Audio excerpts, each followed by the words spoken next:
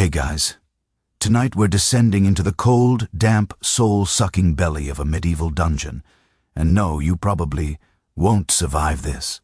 That's not an exaggeration. Between the rats, the frostbite, and whatever that smell is, you're looking at a 1-star review on Medieval Yelp Max. So, before you get comfortable, take a moment to like the video and subscribe, but only if you genuinely enjoy what I do here. Seriously, I'm not the Inquisition. I won't chase you for it. Drop a comment too. Tell me where you're watching from and what time it is. Always curious. Now, dim the lights. Maybe turn on a fan for that soft background hum. And let's ease into tonight's journey together. Your boots slap against slick stone as you march down a narrow corridor, torchlight flickering on the mosaicked walls. The air thickens with every step like it's reluctantly letting you in. Your hands are bound, wrists already rubbed, raw from rope chafing. You've stopped asking questions. No one answers. Not the guard who yanked you off your cart. Not the cloaked figure who read your name off some roll of parchment. And definitely not the men in rusty chainmail guiding you with grunts and occasional chevilles. Then you feel it. The temperature drops fast like you've walked straight into the side of a mountain. It creeps through your clothes, starts a dull ache in your bones. Your breath fogs in the air, a faint ghost of the comfort you left behind. There's a moment of hesitation at the edge of the stairs. The guard spits, grabs a lantern, and starts the descent. You follow, trying not to slip, on the ancient steps, worn smooth by centuries of miserable feet. And then the door slams behind you. The sound echoes, loud, metallic, final.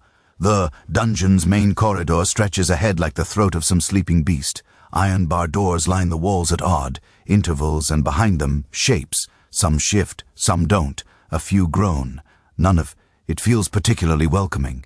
Your cell is near the end, a squat hole of stone no larger than a stable stall. There's no bed, just a pile of straw that crunches when you step on it, moldy, damp, and suspiciously warm in spots. You wonder if it's from the last guy. The guard unlocks the door with a ring of keys so heavy it could double as a murder weapon. He gives you a look that says, "Don't make me come in." There. Then he pushes you in with a grunt and slams the door shut. The lock clicks. The lantern light fades. You're alone. And it is so cold. The kind of cold that bypasses your skin and wraps itself around your organs. There's no fire here, no window, just a low ceiling, wet walls, and air that tastes like old blood and mildew. You take a deep breath and immediately regret it. The smell is something between rotting vegetables, human waste, and a lingering metallic tang that reminds you way too much of injury. You sit eventually, mostly because you can't stand anymore. Your knees ache from the cold, your fingers are stiff, the rope burns on your wrists, sting, but you don't dare. Lick them clean. The straw might be crawling. You're pretty sure something just twitched beneath you. A rat, a beetle, hopefully not a hand. Your ears adjust faster than your eyes. You begin to hear things, chains rattling, somewhere far down the corridor. A low, wet cough from another cell, dripping water, slow and rhythmic like some kind of countdown. And then there's the moan. Not dramatic, not theatrical, just a soft, broken sound that seems to seep from the stones themselves. Here's a fun fact. Most medieval dungeons weren't even originally built for imprisonment. Castles often added these chambers later, or repurposed wine cellars or storage rooms when enemies piled up. There wasn't much concern for comfort or legality if someone important wanted you off the streets or off the throne. All it took was a forged accusation and a few bribed officials. Which begs the question, what did you do? You try to remember. The accusations came so fast. A whispered name in the market, a stolen coin purse you never saw, or was it political? You'd heard stories how nobles would disappear overnight, taken by shadowy men in cloaks and dropped into oubliettes to be forgotten. No trial, no defense, just silence. You lean against the wall, trying not to think about what might be crawling on it. The stone is wet, but at least it's real. You run your fingers along its rough surface, feeling tiny gouges carved deep, maybe initials, a tally, or something desperate. You squint, and in the low light filtering from the hallway, you think you can make out the letters of 5E, Latin, someone praying. Or maybe just the beginning of a scream etched into rock before the hand that made it was dragged away. It's hard to tell what's more unnerving, the things you can see or the things you can't. The darkness plays tricks, the cold messes with your sense of time. 1 minute stretches. Your thoughts spiral. You think you hear footsteps above you or voices through the wall, but when you hold your breath, nothing. Silence so deep it squeezes your chest. Here's something strange. Some scholars believe that parts of these dungeons were designed specifically to disorient you. Sloped floors, false echoes, air vents that mimicked whispering voices when the wind hit just right. A kind of psychological torture long before Freud was even born. Makes you wonder if you're imagining things or if the dungeon is doing exactly what it was built to do. You curl into the corner, arms wrapped around your knees, trying to make your body smaller. The stone pulls heat from you like a jealous lover. Your teeth chatter, your toes have gone numb, and the straw you're lying on rustles again. You don't look. You just close your eyes and hope the dungeon sleeps tonight. You're not exactly sure how long you've been down here. Minutes, an hour. It's hard to measure time when the dark is the same, shade of black, whether your eyes are open or closed.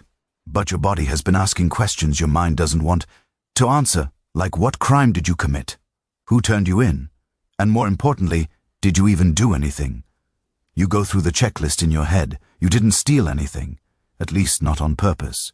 You didn't strike a noble, insult the church, or plot treason, or nothing provable.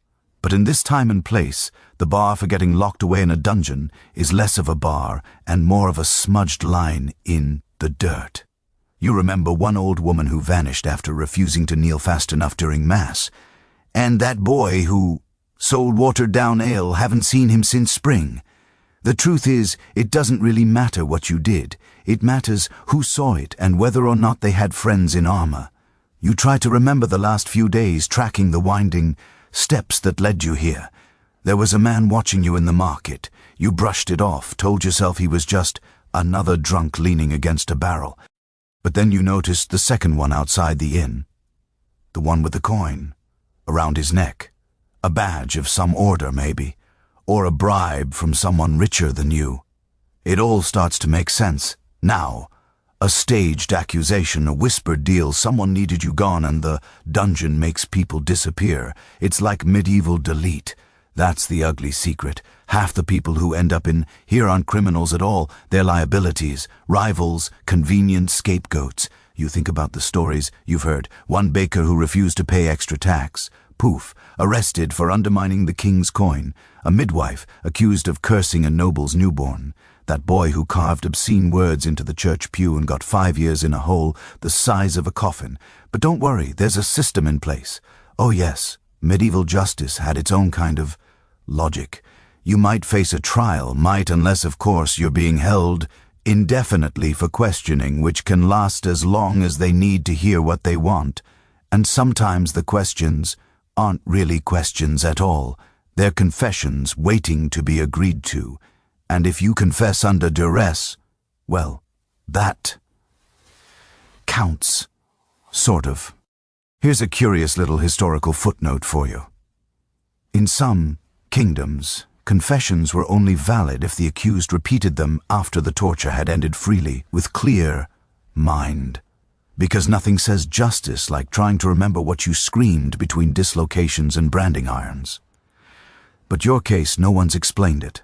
No scroll, no charges read aloud. You were just taken. Which, weirdly enough, might be a clue. People who know what they're being charged with usually get fast trials. But you're probably part of something larger, messier, more political. Maybe you saw something you shouldn't have. Maybe your face looks a little too much like someone else's. Or maybe, just maybe, you made the wrong enemy. A faint noise breaks your spiraling thoughts. Someone's being moved. You hear metal chains dragging across stone and boots, a slow, deliberate pace.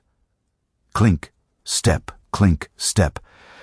You hold your breath, The sounds get closer, echoing off the tunnel walls until it's impossible to tell if it's 10 feet or 10 in a way. Then it stops. A voice calls out, gruff, muffled by the stone, but not unkind. By order of the steward, the cell is taken. Make room. You press back as the door to the next cell cacks open. Iron, grinding against iron. There's a shuffle. Then a body slumps onto straw with a long, painful exhale. The door shuts again. Lock clicks. Silence returns. You wait a while. Then you awake. The voice is low, male hoarse from thirst. You say yes because why wouldn't you? I saw them writing something. I think it was a ledger. He coughs. If your name's in it, you might be here a while you ask. They don't write names for the quick ones. You don't ask what the quick ones are. You already suspect the answer. The man groans and shifts. You in for heresy, theft, treason? You hesitate. I don't know. There's a long pause. That's worse, he says quietly. That's when they're deciding. That's when they're deciding. It echoes in your head. You realize that right now, somewhere above you, people might be sitting in candle-lit rooms arguing over whether you're worth keeping alive. Maybe someone's already signed the paper. Maybe they haven't even opened it. And here's the part scholars still argue over. Was this all chaos, or was there method in the madness? Some say medieval justice was highly structured, just incredibly slow and riddled with superstition. Others believe it was pure theater, who you knew who you owed and how loudly you screamed. Either way, the result's the same. You sit, you wait, you freeze. And oh, do you freeze? It's colder now. Not dramatically, just enough that your bones notice before your brain does. Your breath fogs like before, but this time it lingers longer, curls in the air like a warning. The straw has gone damp beneath you, probably your own sweat, or maybe the frost creeping in. The stone is wet again too, and you swear you can hear ice cracking softly, like the dungeon itself is exhaling under pressure. You rub your hands together, useless. The cold is in your marrow now. No blanket, no cloak. You had one when you were dragged in, but it was taken for inventory, which probably means it's keeping a jailer warm 2 corridors over. Still, your cellmate's words hang in the air. They're deciding. It gives you a tiny thread of hope, or maybe dread. Either way, it means your story isn't finished. Not yet. And for now, that has to be enough. You wouldn't expect it to be so deliberate, but medieval dungeon design was basically the original anxiety factory. Everything down here seems built to unmake you. Mind first, then body. You start to notice it now between shivers and moments of dull-eyed staring at the cracked ceiling. The walls aren't just stone. They're tight, close, almost leaning inward, like they're trying to collapse onto you. The ceiling dips in the middle, low enough to make you duck when you stand, and the floor slopes just slightly toward one corner where the filth drains. You didn't notice it at first, but now that you're not moving, you realize your own weight keeps shifting that direction, like you're being slowly pulled toward the gutter. It's not a coincidence, not any of it.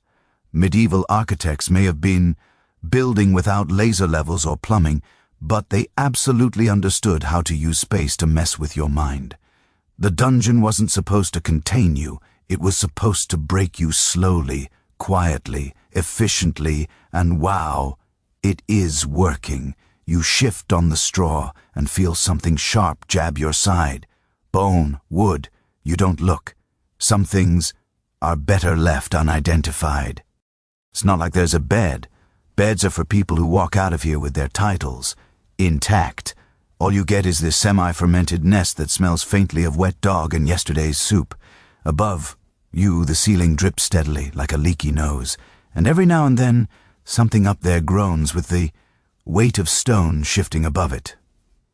What you're in is technically called a keep dungeon, the kind usually buried in the thickest part of the castle's lower levels, the kind only nobles or high-profile prisoners ended up in, either because you were too dangerous to keep anywhere else, or because you were important enough not to toss in a ditch. So, congratulations. You're apparently someone's problem. The corridor outside, your cell is absurdly narrow, barely wide enough for 2 people to pass without brushing shoulders, and the walls seem to bend the torchlight like they're swallowing it whole. That's probably on purpose, too. Less light, fewer shadows, less sense of depth. If your captors can't scare you with whips, they'll let the walls do it for them. You wonder if it ever worked on someone like you, someone who thought they were clever, smart enough to avoid this kind of fate. Because the thing is, every stone down here feels like it's been molded by suffering. There's a stain just outside your bars. Dark, old, could be blood, could be wine. But something in your gut says it's the first one. You press your ear to the wall, curious about your neighbor, the one who said your name might be in a ledger. You're not even sure why. Maybe you're hoping for some kind of connection, something that reminds you that you're still a person, not just a sack of flesh waiting to be judged. But all you hear now is slow breathing and a muted cough. He's either asleep or trying really hard to pretend this whole thing isn't happening. Can't blame him. Now here's a weird historical twist you probably didn't expect.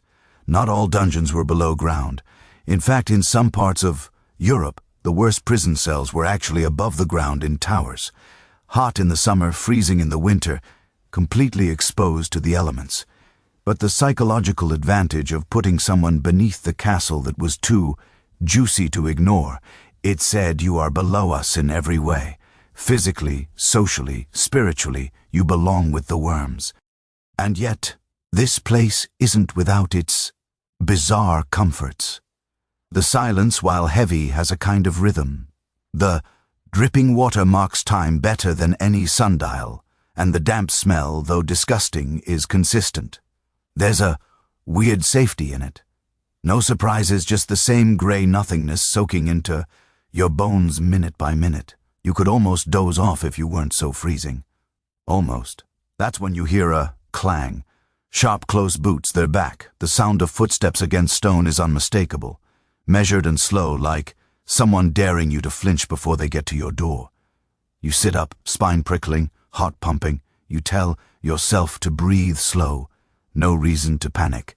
They could just be checking cells or delivering food or dragging someone off for questions. Please not you, please not you, please not you. The steps stop right outside your cell. Keys rattle. A cough, this one deeper, phlegmy, the kind of cough that tells you the person behind it enjoys his job way too much and doesn't wash his hands. The door cacks open, just a crack, then a face peers in, wrinkled, bearded, half a smile that's more a habit than an expression. The man holds up a single candle stub, the wax dripping over his fingers like tiny bones. "Well," he says, voice growly, "you're still breathing. Good for you. You don't respond. That seems safest. I'm just here to see if you're still sane enough to scream later," he continues with a casual shrug. "Orders from above. You know how it is." Then, as casually as if he were discussing the weather, he tosses something through the bars. It lands in the straw with a wet thump. Bread, sort of. It's more mold than grain, crusty on the outside, gummy within, and it smells faintly of sour milk and sadness. Try not to eat it all. At once he chuckles, turning away. Dinner's better if you pretend it's rat. He disappears down the hallway, humming, a tune so cheerful it makes your skin crawl. Your stomach growls, unsure whether it's interest or protest. You haven't eaten since the road, and that was just a piece of dried meat and an onion. Your fingers are numb, but you manage to pull the bread closer, inspecting it like it might bite back. There's something hard inside. You break it open and find a sliver of bone.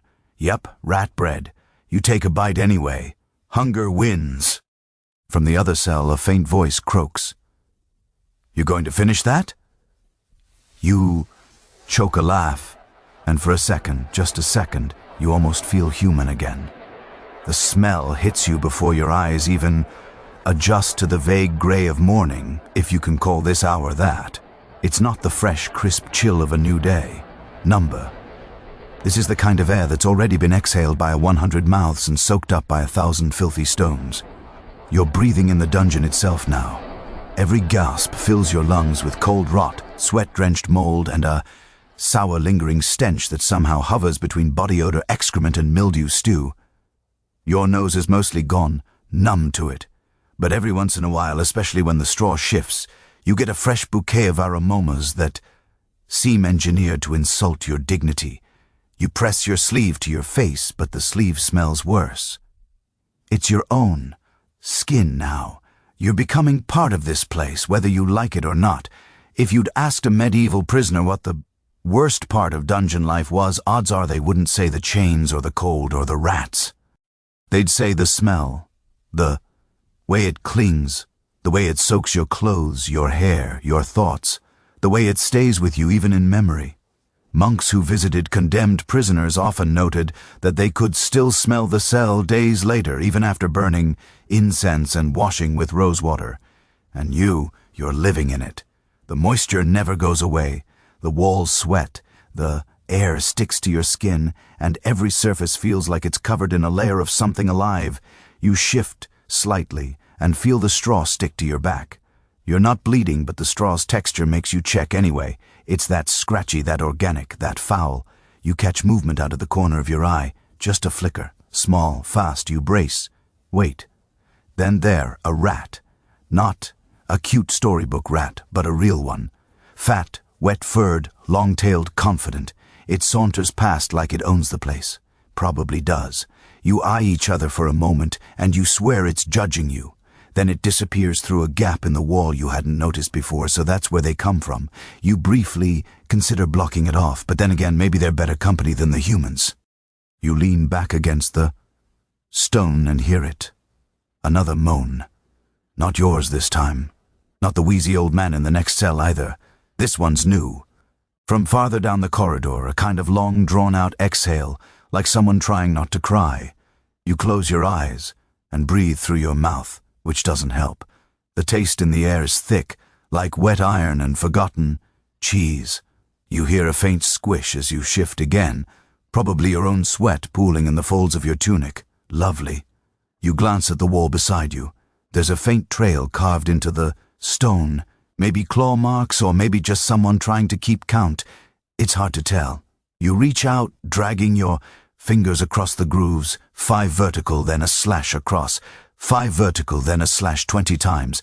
Then it stops. 101 days. Or maybe someone just gave up counting. Now here's where things get weird. Because according to some historical accounts, the truly unfortunate prisoners in medieval dungeons preferred this kind of misery to what was above ground. Seriously.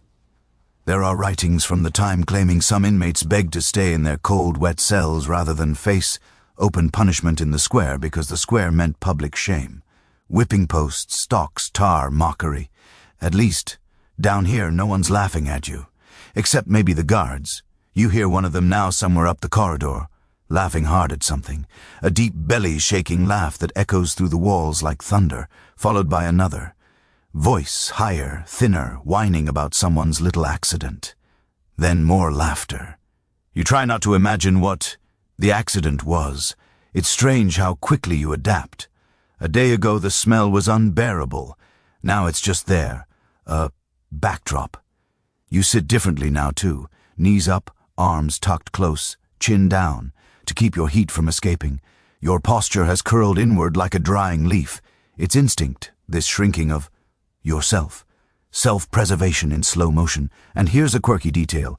In some dungeons, there were no individual cells at all. Just one big room packed with people, disease spreading like gossip, fights breaking out over scraps, and the smell intensified by a hundredfold. Consider yourself lucky. At least you get your own little hell to wallow in, but that doesn't mean you're alone. Not exactly. You hear them, others murmuring, coughing, praying softly in Latin. One voice closer by sings a lullaby under their breath, rocking slightly back and forth if the creaking is any clue. A lullaby that gets you. Some poor soul singing themselves to sleep in the dark. The candle stub you were given, well, it's gone now. Melted into a small puddle of wax on the floor. You didn't even get light from it, really, just the idea of light. But now, even that's disappeared, and the cold seems to push in harder, more confident in the dark. You try not to think about your body. Your feet are soaked and numb. Your fingers feel like someone else's. You realize with a quiet horror that you haven't urinated in what feels like ages. Or maybe you have. Maybe the cold's tricked you. You look down and the straw is still damp. Best not to look too long. The wall is your only real comfort now. It's solid, real. You lean your forehead against it and close your eyes. Behind you, something rustles again. Another rat. Maybe the same one. You don't care. Let it crawl on you. Let it nest in your clothes.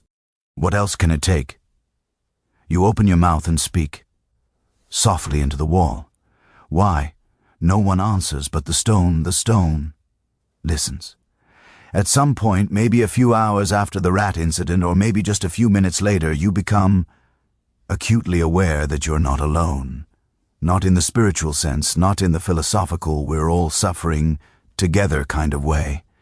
No, this is more primal. There's someone else in your cell block, someone breathing. At first, it's easy to pretend the sound is yours, an echo of your own shallow breaths bouncing off the stones. But then the rhythm changes. Yours goes fast. The other one doesn't. It stays slow, measured, deliberate. You turn your head just enough to catch movement across the hall, or maybe 2 cells down. A pair of eyes glint in the flickering light from a far-off torch. Not the full face, just the eyes watching, wide open, too wide. You swallow. Your throat is raw and dry, and your voice comes out more like a rustle of fabric than a word. Hello. Silence, then a wet cough, and a rasp of a voice so low it barely registers as human. What did they say you did? The question hangs there, trembling between you like a cobweb. You want to answer, but your mouth fails. What do you say? I don't know. Seems both too much and not enough. I didn't, you finally mutter. A rustle from the other cell. You think, he's shifting, maybe sitting up. None of us did. The voice is old. Maybe not in years, but in where it's seen too many cold floors, too many interrogations, too many midnights that never led to dawn. You try to peer through the darkness. It's impossible to make out his features, but the shape is there. Thin, hunched, arms wrapped around legs, in the universal posture of long-term despair. You can feel the weight of him from across the corridor. Not his body, his time. Been here long? You ask, and he laughs. It's quiet but bitter, like someone coughing up regret. Long enough that I stopped hoping the door would open. Long enough that I started hoping it wouldn't. You don't know what to say to that. What can you say? Sorry sounds useless, so you stay quiet. He speaks, again softer this time. They took my brother. Thought we were part of a rebellion. We weren't just farmers, but we knew someone who knew someone. A pause. That's all it takes. You let that settle. It's not exactly new information. You've always known that guilt in these walls is a matter of proximity, but hearing it said out loud makes it colder somehow. He shifts again. You'll hear them soon. The others. He exhales through his nose, the ones they broke, a chill. Moves through you that has nothing to do with the stone floor. They don't cry anymore. He says they hum or mutter. Prayers. Sometimes they just scratch at the walls. You'll hear it. Sounds like rats at first, but it's fingernails. Just people trying to scrape a hole into somewhere else. He isn't trying to scare you. That's the most unnerving part. He's just stating facts like the sky blue and the floor is wet, and humans aren't built to survive this kind of quiet. You suddenly notice your own hands have been moving, thumb against fingertip rubbing in small circles. Something to do, something to remind yourself that you're still a living creature and not some breathing object left to rot in a corner. You look around your cell again, more closely this time. The walls bear stories if you care to read them. Carvings crude, uneven, made by desperate hands, names scratched into stone, some in Latin, some in symbols, few in languages you don't even recognize. There's a crude drawing of a bird, one of a ship, someone's attempt at a sun. You feel something stir in your chest, not hope exactly, but maybe the ghost of it. Whoever made these carvings, at least they tried. They imagined something else, something beyond these walls. Birds, ships, skies. It's a quiet form of rebellion. Your cellmate groans in the next cell, then softly, almost too softly, to catch. They'll come tonight. You stiffen. Who? He doesn't answer. You press your back to the wall and listen harder. It's silent now. Even the dripping water has paused, like the whole dungeon is holding its breath. But then faintly, so faintly, you hear it. A soft hum. One note, then another out of tune from farther down. You try to tell yourself it's someone singing to themselves, maybe comforting a cellmate. But no, this isn't a song.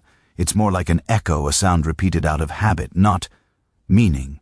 Like a wind chime made from cracked voices. And now you hear the scratching too, not close, just far, enough to make your skin crawl. You lie down, not because you're tired, but because you need to pretend there's some kind of routine. That your day ends with sleep, that there's still a difference between day and night. Fun historical tidbit. The concept of solitary confinement as we know it didn't really exist back then. Dungeons were usually communal, or at least semi-communal, but that didn't stop them from isolating people in subtler ways. They just put you close enough to others to hear their madness without being able to reach them. Psychological torture via proximity. You close your eyes and try to breathe slow. You think of the bird etched into the wall, maybe a sparrow or a dove. You imagine it fluttering through the air, wings catching sunlight, a distant field, a warm loaf of bread, human voices laughing. Then someone screams, not nearby, not quite far either. A scream that starts sharp and then wobbles into something ragged and wet, like the person ran out of voice before they ran out of pain. You don't move, don't breathe. You just lie there, eyes open in the dark, heart pounding like it's trying to crawl out of your chest. Eventually, the silence returns, but it's changed. Now it's heavier. You listen again. And from your neighbor's cell, a whisper. They're just getting started. There's no sundown here, no bell-tolling hours, no flickering candle marking the slow march of time. So, you don't know what part of the night it is, only that it is night, the kind that presses on your chest, like a weight, and makes your breath come out. Ragged. You haven't moved in what feels like hours. And yet your muscles ache like you've run through an entire battlefield in your sleep. You try not to think about the scream from earlier, but of course that's impossible. It's like trying to ignore a toothache. It's dull now, yes, but still there throbbing in the back of your mind.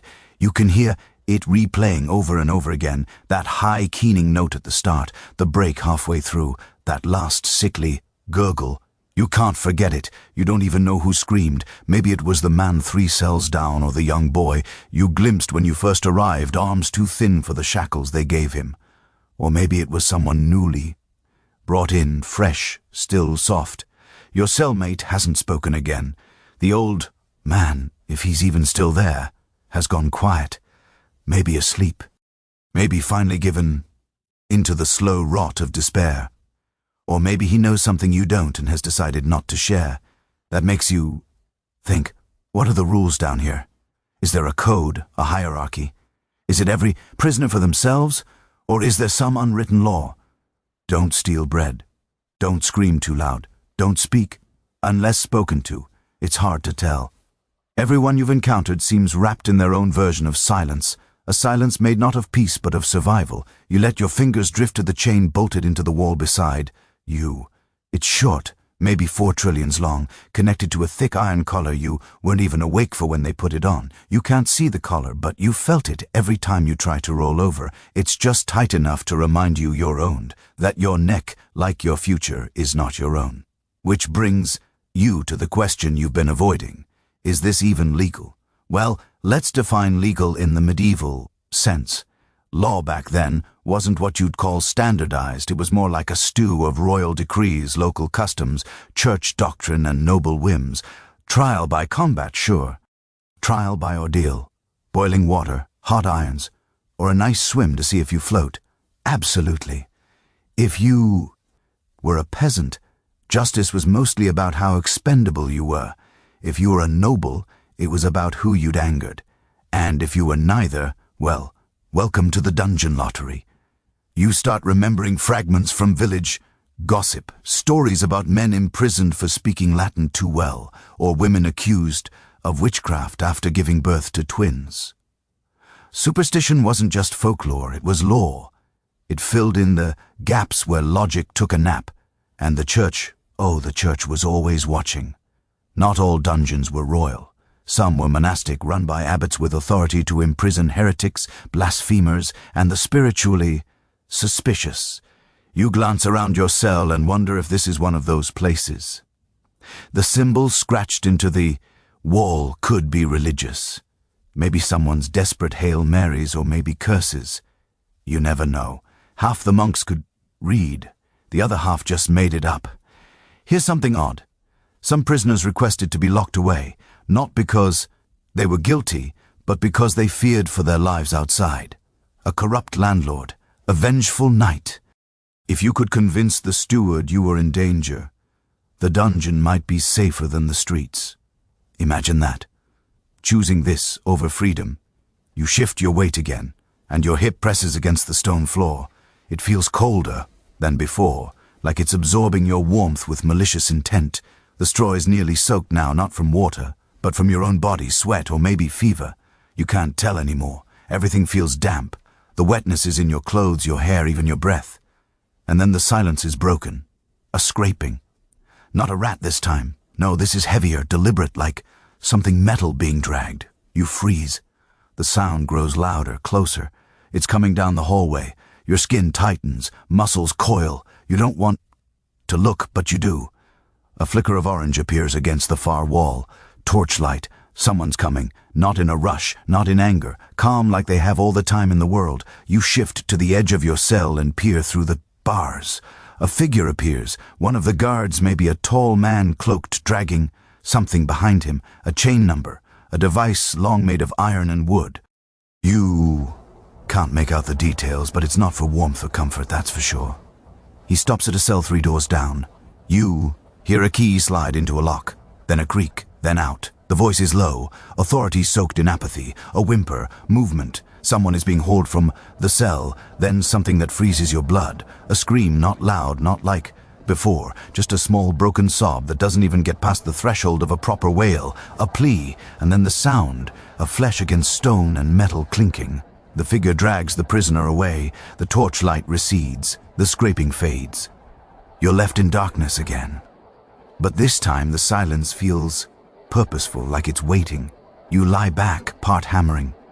What was that device? The rack? A strap? One of the more creative ones, like the Pair of Anguish. The books you read didn't prepare you for this. Not really. It all sounded theatrical on the page, but down, here, with that scent still lingering in your nose and your ears ringing with that soft sob, it's terrifying in a way that defies imagination. You pull the straw closer around you and try to make yourself small. There are no rules here. No rights. Not even the illusion of fairness. Just whims, orders, darkness, and men who drag iron tools down long corridors hunting for screams. It's hard to say what's worse, the hunger or the anticipation of hunger, the way your stomach coils in on itself like a dying thing, or the way your brain starts, imagining food you'll never taste again. Bread, real bread with a crust that crunches and a center still warm from the hearth. Maybe a bit of salted butter. You try not to think about it, but the mind is a traitor. And right now yours is cooking feasts while your body starves. Your last meal still sits like a rock in your gut. That moldy, bond-studded lump of bread the guard tossed you. You ate it because you had to. Because even rats gnawing at it later would be preferable to it going to waste. But now your body's demanding. More like it forgot where you are. There's no meal bell down here. No generous ladle from a communal pot. Just the distant hope that someone will eventually toss another lump your way and that the rats won't get to it first. And sure enough, it happens. Hours pass or maybe a day. You're not sure anymore. But eventually boots return. Heavy ones marching without urgency.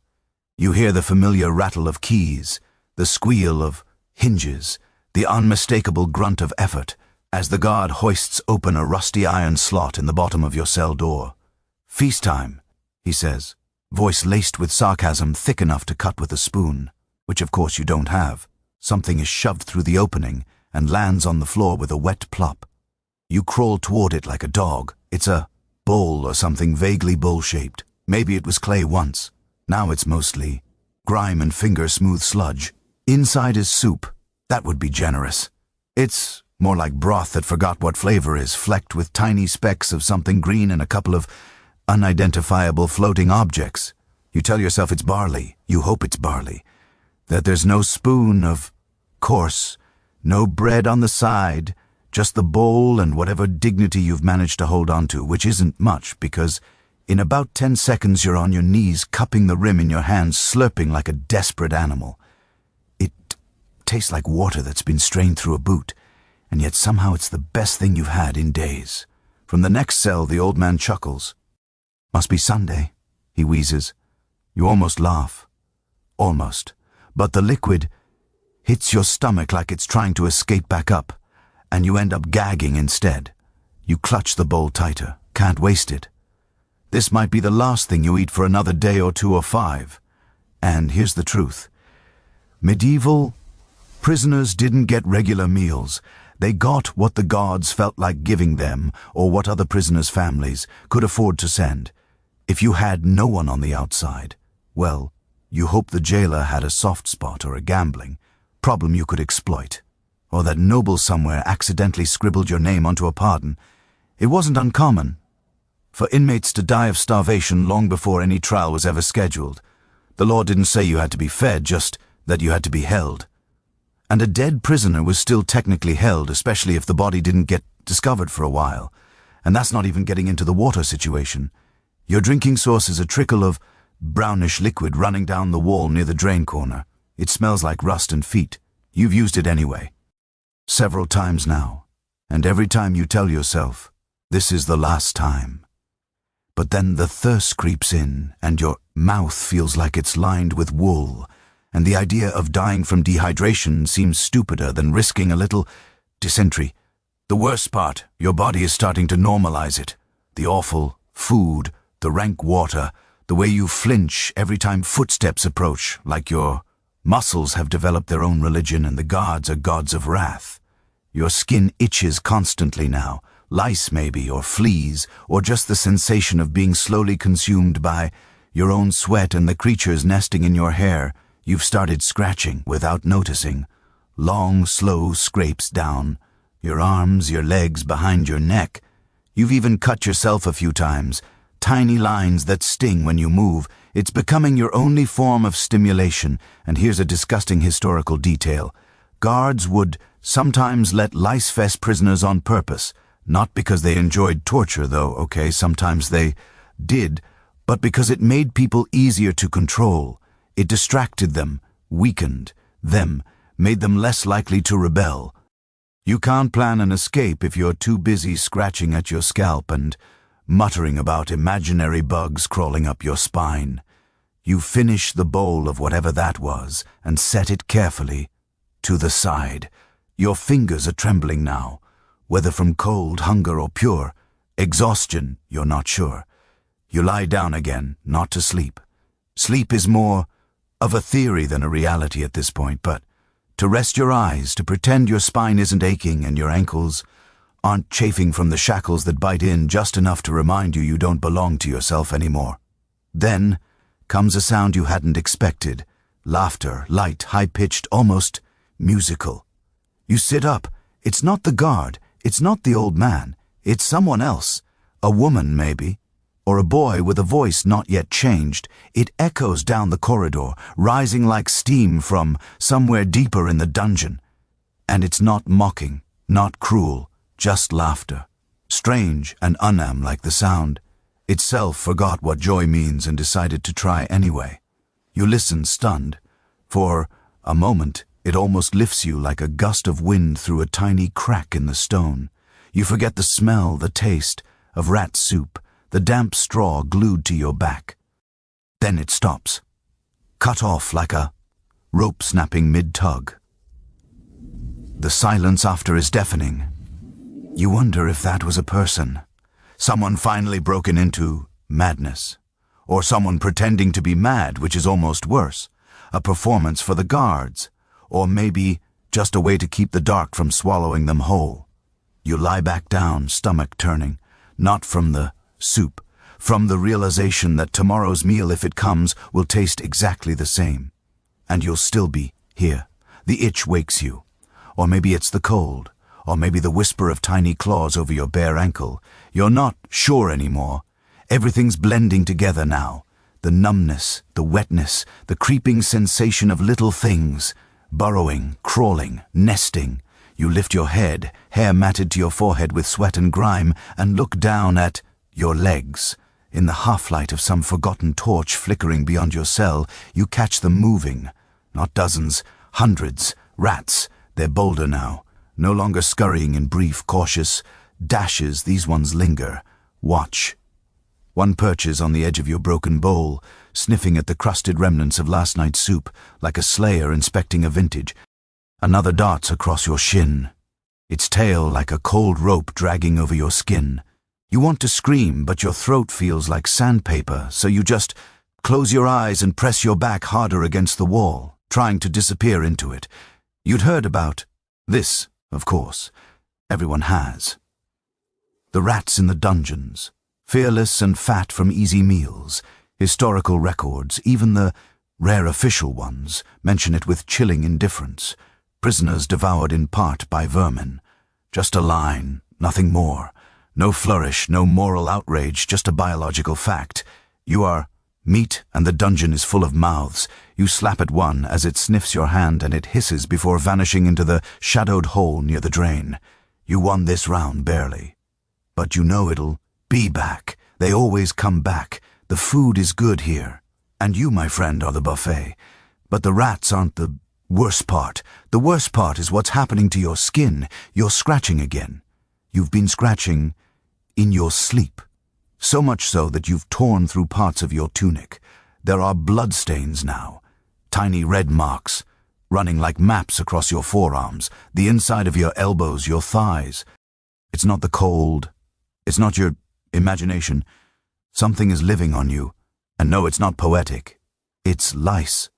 You remember childhood stories about lice, peasants dealing with them like bad weather. But the way it feels now, this constant wriggling under your clothes, the invisible feet marching along your scalp, the way you claw at your collar, until your neck bleeds. It's not just gross, it's a rasher. You're not a person anymore. You're a host, a vehicle, a warm patch of flesh to be fed on. You whisper to yourself. Nonsense, prayers, memories, just to hear your own voice. It grounds you a little, not much. You remember your mother's hands, the smell of apples in the fall, a tune someone once sang while working in the fields. These things are precious now, weapons against whatever's taking over. You glance toward the bars again. Across the hall, the old man, he's still there, barely a silhouette now, sits against the wall, knees pulled tight. He hasn't moved in hours. You think he might be dead. You almost hope he is still breathing, you ask, voice rough but cough low and lazy. Barely. Do the rats ever stop? No, he says. But sometimes they change their minds and chew the straw instead. That's your best night. You nod, then scratch again. You can feel the eggs now. Tiny bumps behind your ears near the base of your skull. You've become aware of your own infestation. Congratulations. That's level 2 of dungeon life. Here's a little known medieval curiosity. Some believed lice were divine punishment, not just poor hygiene. They were a physical manifestation of sin God's way, of reminding you that your soul had begun to rot. Priests would sometimes refuse last rites to lice-infested prisoners, arguing that they were already claimed by judgment. Kind of puts a new spin on your scratching habit, doesn't it? You wonder what yours a punishment for. You still don't know what crime you're here for. That mystery, oddly enough, is the only thing keeping your mind alive. You turn it over and over like a puzzle. Was it someone you insulted? Someone you trusted? Or was it nothing at all? Wrong place, wrong time, wrong name, a scrib's error, a lazy signature? Maybe your neighbor upstairs wanted your land. Maybe someone just needed to fill a cell. A clink you flinch, but it's nothing. Just the chain at your collar, shifting as you scratch. You're learning the soundscape of this place now. The difference between real threats and the background music of misery. The rustle of straw is not always danger. Sometimes it's just someone else shifting. The echo of a cough can bounce 3 cells over. The dragging of chains doesn't always mean someone's being taken. Sometimes they're just trying to move and forgot they're still shackled. But the truly horrifying sounds, the ones that set every nerve on fire, those are still unmistakable. Voices coming, closer. Not footsteps this time, not laughter or screaming. Whispers unclear, intentional. You strain to hear. You catch fragments. Took him. Didn't come back. They opened the wrong cell. No one's in there now. Ghost, maybe. You inch closer to the bars. Are they talking about someone who escaped? Someone who vanished? Or did a prisoner die, and the body went unnoticed for so long it just dissolved into legend? You've read enough to know this. Dungeons were rarely well managed. Records were lost, bodies misplaced, cells reused without clearing the old stains. There are accounts of people discovered years later. Skeletons still, chained to walls no one remembered sealing off. You wonder how many ghosts walk this corridor. Not the spooky kind, with chains and wailing. The real ones. The ones who never got a name on parchment. The ones whose bones were swept into a corner and forgotten. Maybe you'll be one of them. You lie back again, arms crossed over your chest, trying to create a shield between your body and the things crawling on it. You don't cry. There's no energy for that.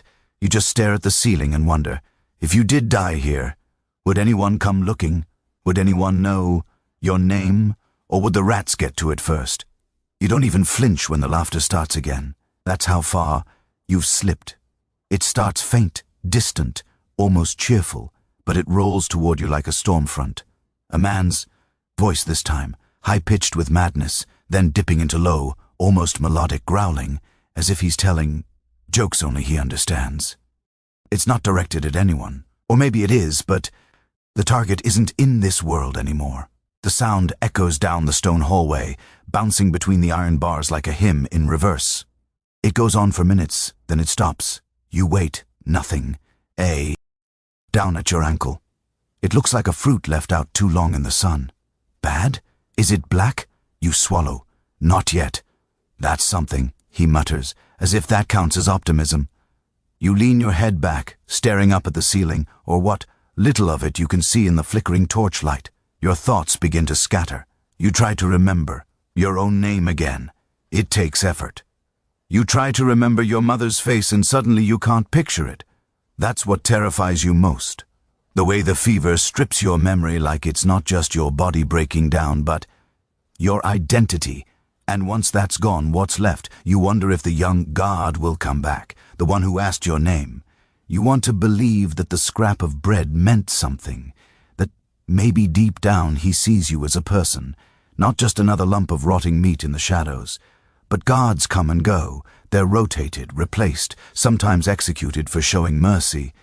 Kindness is a risk, and this place doesn't like risks. And yet, as if summoned by your thoughts, you hear the soft tread of boots, not the heavy, clangy, cruel kind, the soft ones. You force yourself up, biting your tongue to stay conscious. Your vision doubles, but you see him, the guard. He stops at your cell again and crouches, just like before. His eyes widen when he sees your leg. He doesn't speak for a long time.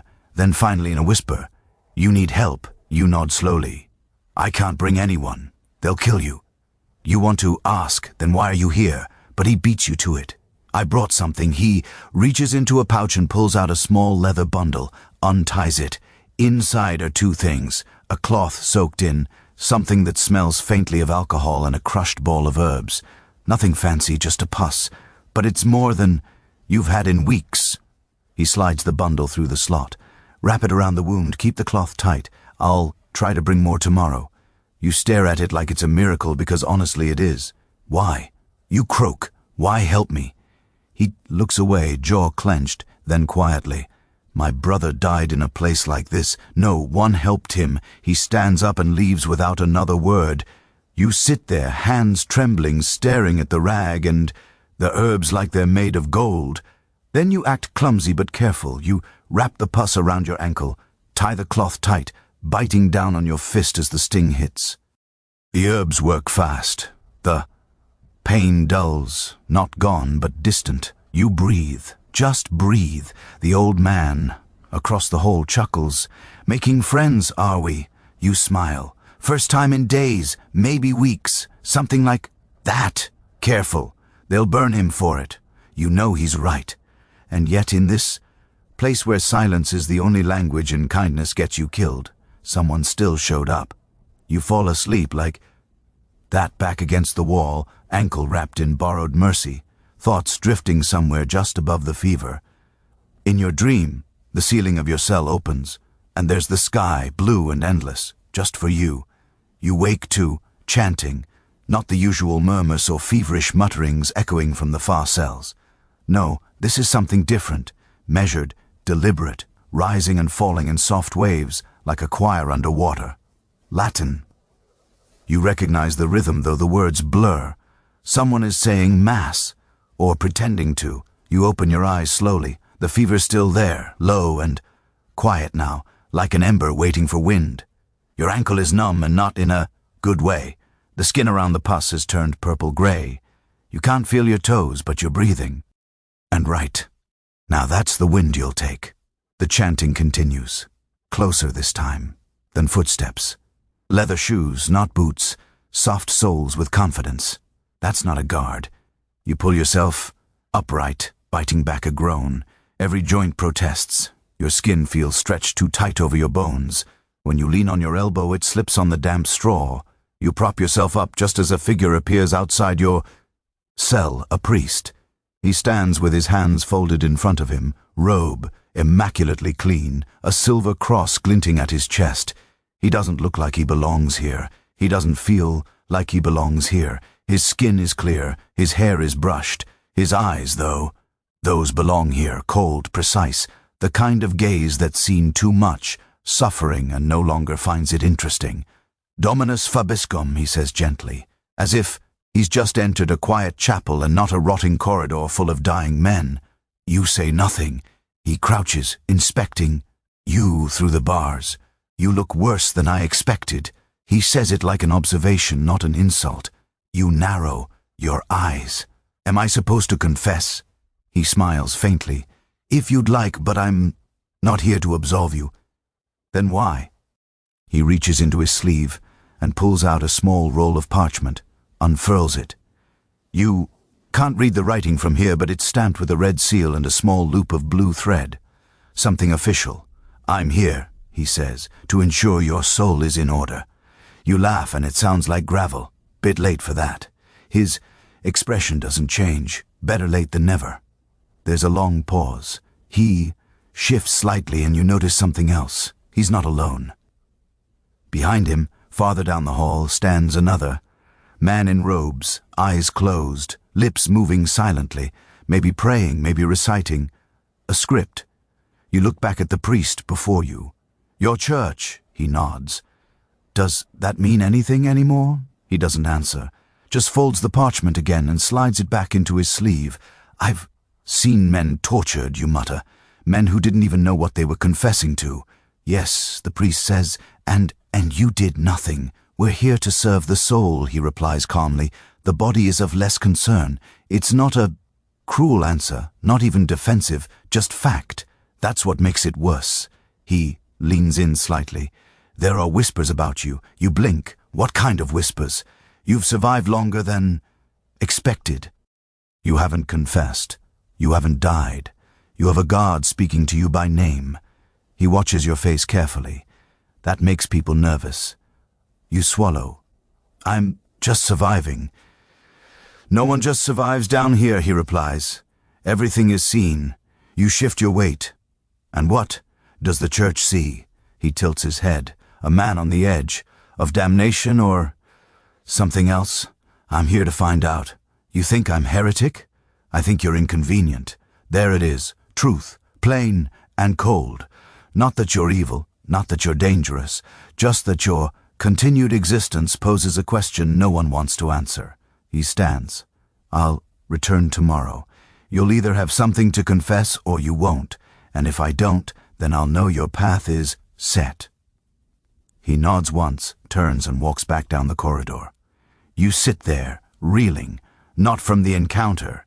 He was just another visitor in the parade of horror that is your life now, but from what it confirms, you're visible. Someone up there knows you're still alive, still quiet, still uncooperative. That makes you a problem.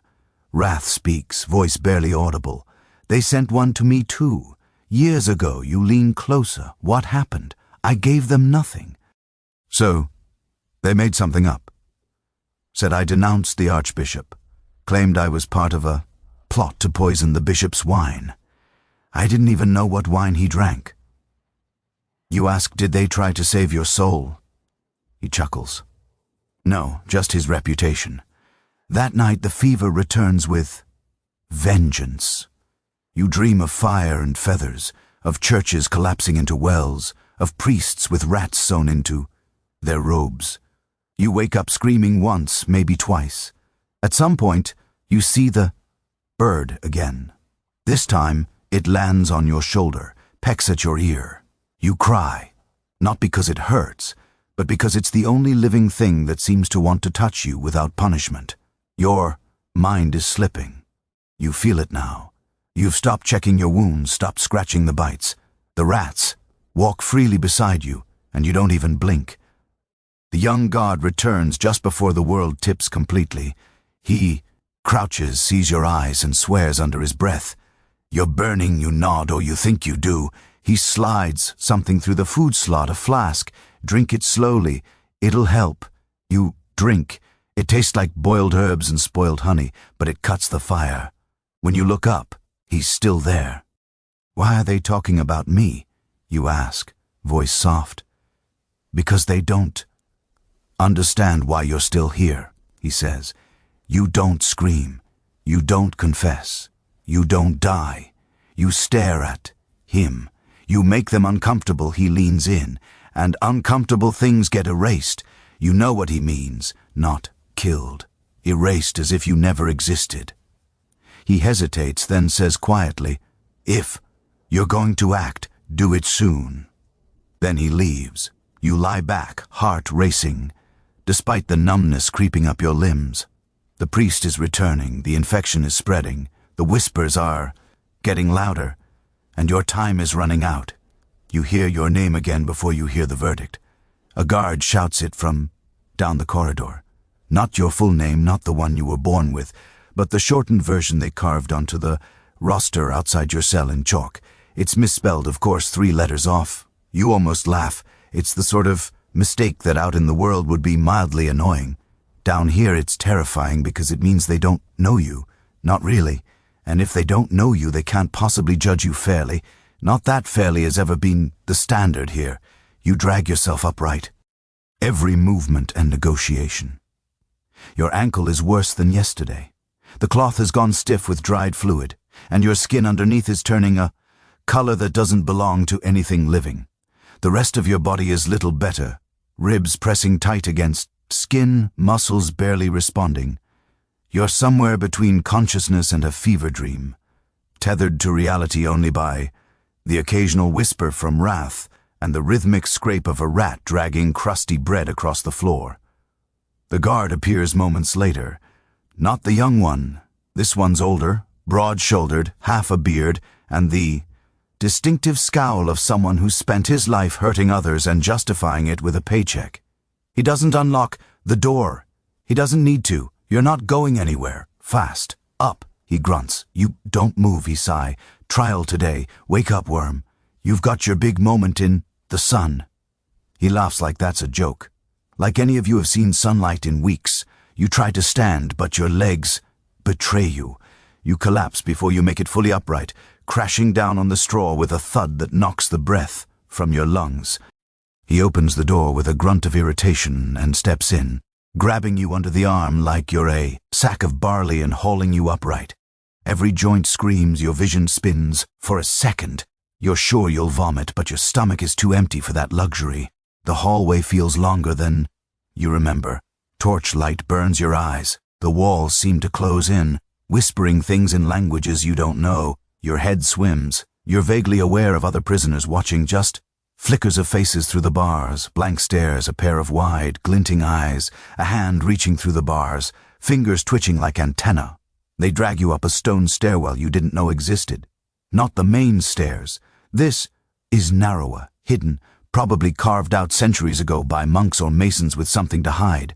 The air shifts as you ascend, just barely warmer, less damp. You catch the faint scent of smoke. And is that bread? Real bread. You reach the top and stumble into a stone chamber lined with wooden benches. There's a dais, a table, a few robed figures hunched and muttering amongst themselves. No one looks at you.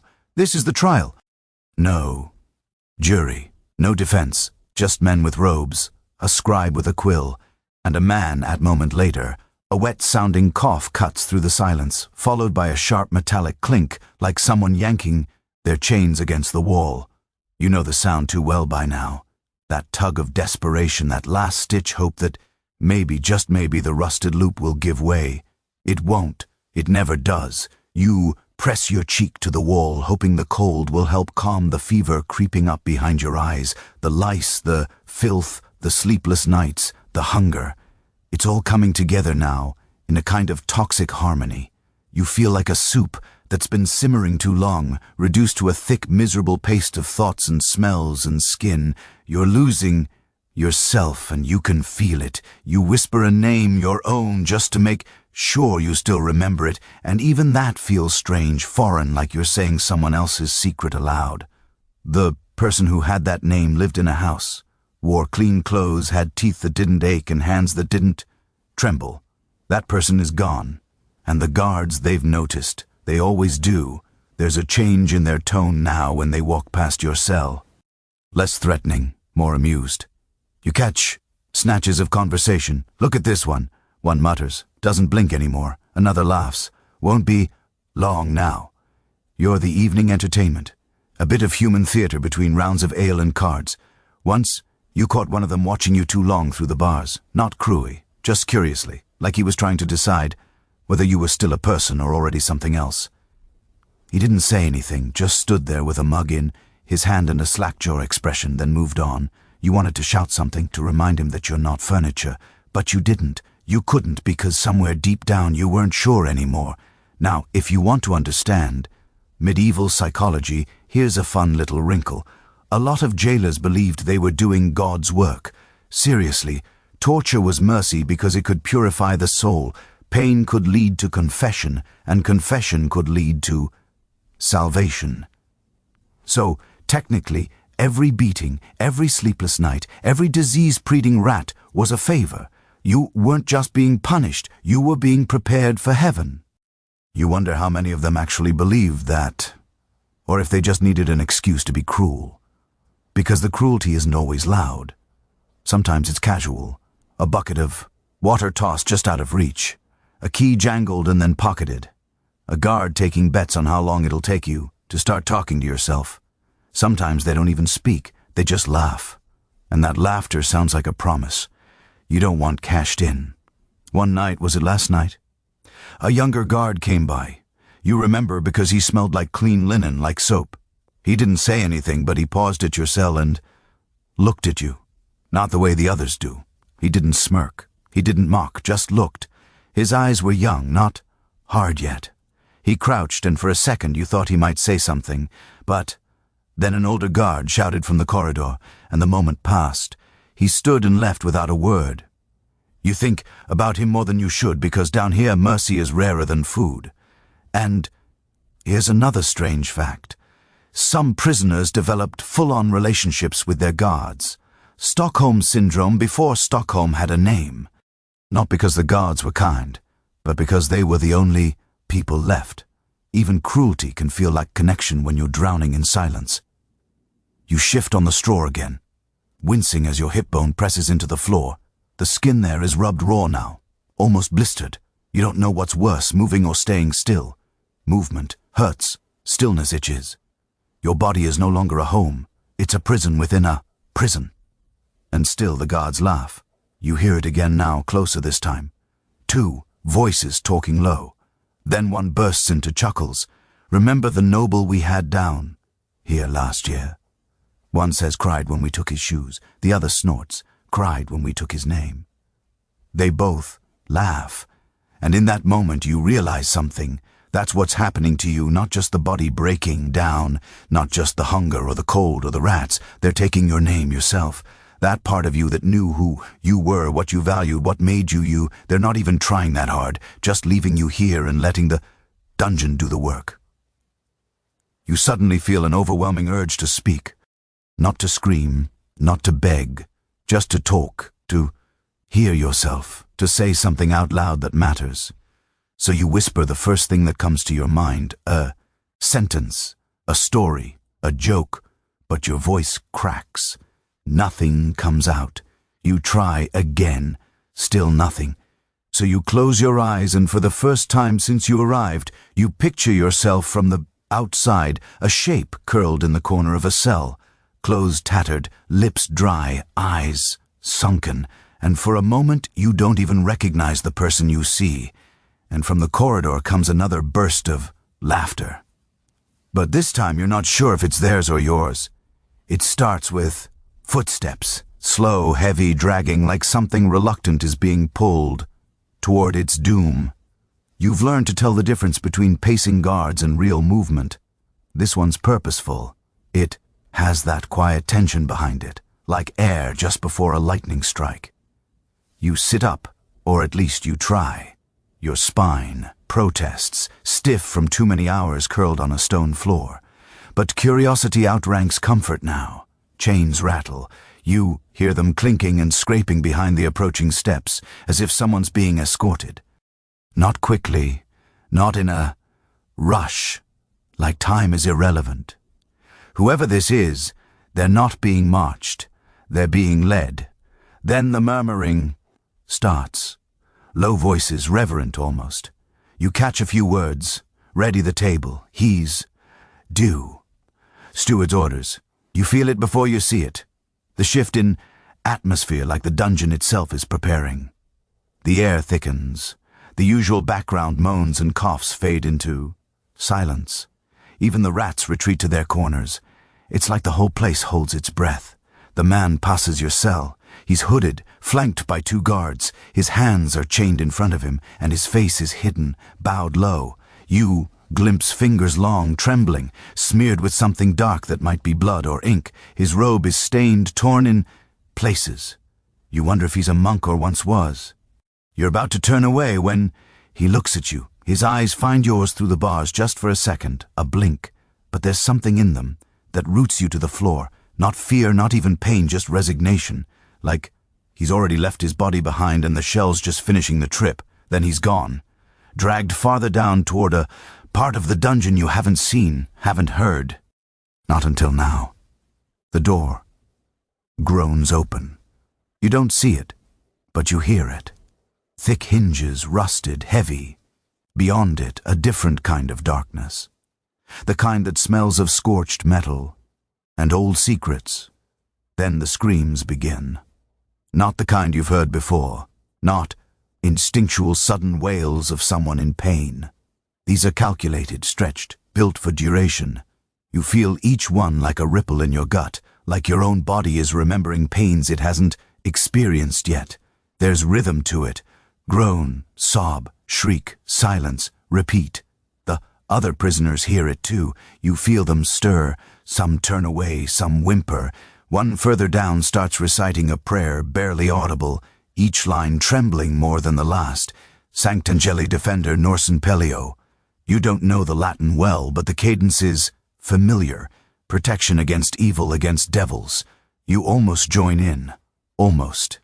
Instead, you listen. Not because you want to, because you have to. Your brain latches onto the sound, trying to make sense of it, trying to map the pain. Is that the rack or the iron boot? Are they using the pair or just fire? You remember reading about these things in hushed corners of books, wide-eyed as a child, thinking they were barbaric curiosities, remnants of a darker time. But here, in the dark, they're real. They're not relics, they're tools, and they're working. A guard passes by and glances at you. "Don't look so pale," he says, grinning. "You're not up next." Probably. He laughs and moves on, his torch casting long flickering shadows across the hall. The scream rises again, falters, then cuts off entirely. A wet sound follows. Something collapsing. Maybe a body, maybe a bucket, maybe both. The silence after is worse because it invites your imagination to play. Here's a historical curiosity. Torture wasn't always about information. Sometimes it was symbolic, a demonstration of power, a warning to others. In some regions, confessions extracted under torture were legally valid. In others, they had to be confirmed later when the accused wasn't actively screaming. That little detail often ignored. There were also torturers with reputations, men known by name, whose techniques were whispered out in taverns like ghost stories.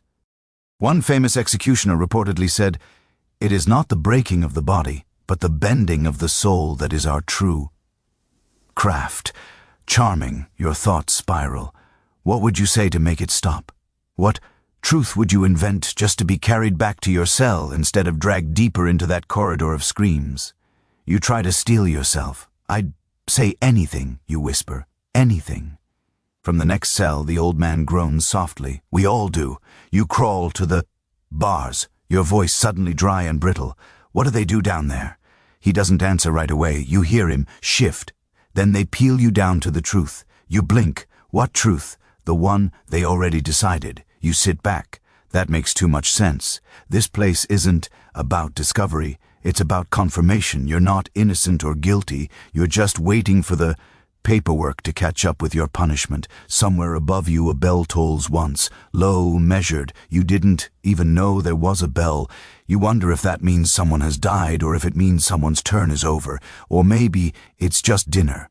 You let your head rest against the stone. You ache everywhere, your jaw, your knees, even your fingernails hurt. You close your eyes and tell yourself it won't be you, that you're not important enough to be tortured, that you'll rot here quietly and forgetfully. But deep down, you know better. The door opened tonight. That means it can open again. And next time, it might be for you. The next time you wake up, if you even slept at all, it's because of a whisper, not one of those hazy half-dream sounds your mind invents in the dark. No, this one is real, human, close. You lift your head slowly, joints crackling like old parchment, and strain your ears. It's coming from the cell beside yours. Not the old man, but someone new, a voice you haven't heard before, low and conspiratorial. Like the kind of voice that tells secrets behind market stalls or under confession booths. "Hey," it hisses. "Hey, you. You listening?" You sit up more out of instinct than interest. This isn't the first whisperer you've encountered. Most of them don't last long, too loud, too hopeful, too noticed. But something about this one sounds sharp, grounded. "I saw you watching when they took the monk," the voice continues. "You saw the hallway. You shuffle closer to the bars. Your knees scrape raw straw and stone and something unpleasantly wet beneath it all. I saw the guards drag him," you murmur. "And I saw the door." "Good," the voice says. "Then you know where the gate is, the outer one, the one not chained." You blink. That's a dangerous sentence. Too dangerous. Even uttering words like gate and unchained can be considered incitement, even if it's a lie, especially if it's a lie. You hesitate. You're talking about escape, a short, bitter laugh from the other cell. "No, I'm talking about a scenic stroll through the torture room for fresh air." "Of course I'm talking about escape." You lean in closer, your heartbeat doing that twitchy thing it does when something unbelievable starts to sound just barely possible. "I've been here longer than most," the whisperer goes on. "Not as long as that relic across from me, but long enough to know who gets out and how." People get out, you ask, before realizing how stupid that question sounds. Not many, but it happens. Mostly when someone with a title pays gold to make it happen. But sometimes it's more creative. You hear movement, shifting straw, the clink of a loose chain, then a whisper, just slightly closer. There's a hatch behind the racks, past the pillar, old drainage tunnel. They sealed it during the last plague, but not well. You frown. You've heard of plague tunnels before. During outbreaks, some dungeons were connected to underground passageways used to remove bodies discreetly. Supposedly, most were bricked up once the disease passed, or once the stench got too much, even for a torturer's nose. You've seen it, you ask, trying not to let hope creep into your voice. Hope is flammable down here. Dangerous. I've seen the brick. I've heard the rats on the other side. The air is colder near it. That's how you know. You consider it. Then you do something dangerous. You ask the question you swore you'd never ask. How do I get there? There's a long pause. Then the voice, softer now, replies, That depends on how much you're willing to risk. You lean your forehead against the cold iron bars. Everything you say, and you mean it. Not because you believe in freedom, not because you think you'll make it, but because if you don't try, you'll die in this hole with nothing but rat bites and a first name no one will ever speak again. Then listen. The voice says there's a guard, the younger one, brown hair, doesn't spit on the food. He's new, but he's already tired. He doesn't like the night watch. He's been stationed near the far corridor twice this week. That means they're rotating him out soon, which means he'll be desperate. Desperate is good. Desperate can be bought or reasoned with or guilted into one mistake. You get him alone, the whisperer continues. Get him talking. Make him look the other way. And when they bring someone else to the chamber, you follow the sound. There's always chaos, always noise. That's when you move. You exhale shaky. Why are you telling me this? Because I'm done, the voice says. I'm too weak to crawl. My legs don't work right anymore. I tried once years ago. Made it to the second gate, got caught. They broke my foot and left me to rot. But you've still got fire in you. I can hear it. That twitch in your voice. That hunger. You're quiet for a moment. Then you whisper. What's your name? Doesn't matter. No, you insist. It does. Another pause. Then wrath. Just that short. No title, no explanation, just one word. Like a scar. You whisper it back. Wrath. He chuckles softly. There. Now someone remembers me. You sit back against the wall, heart still racing. Could it be real? Could there actually be a way out? Or is this just another trap? Some game the guards play using inmates as bait to test loyalty. You've heard of that. Happening. Whispered plans, planted rumors, all designed to see who will take the bait. But Wrath's voice didn't sound like a trick. It sounded like a man already fading, trying to leave behind a key. You lie back down and you notice something strange. Your straw feels drier. Not dry, just less damp. You wonder if it's a trick of your mind or maybe a sign, maybe something shifting. In the cell across from you, the old man stirs. He's talking again, isn't he? You nod, then realize he can't see you. Yes. Be careful, the old man mutters. Hopes a sharp thing cuts deeper than chains. You whisper. Maybe that's what we need. He doesn't reply. You close your eyes and mouth the name again. Wrath, your first real ally in this place. And maybe your way out. The next night is worse. Not because of the cold. It's always cold, but because the screaming starts early and doesn't stop. The rhythm is different this time. Less structured, less methodical. It doesn't rise and fall like before. This is chaos. Panic, like someone new's been thrown into the room with the tools and no one's told the torturer what to look for yet. Just make them talk. About what doesn't matter.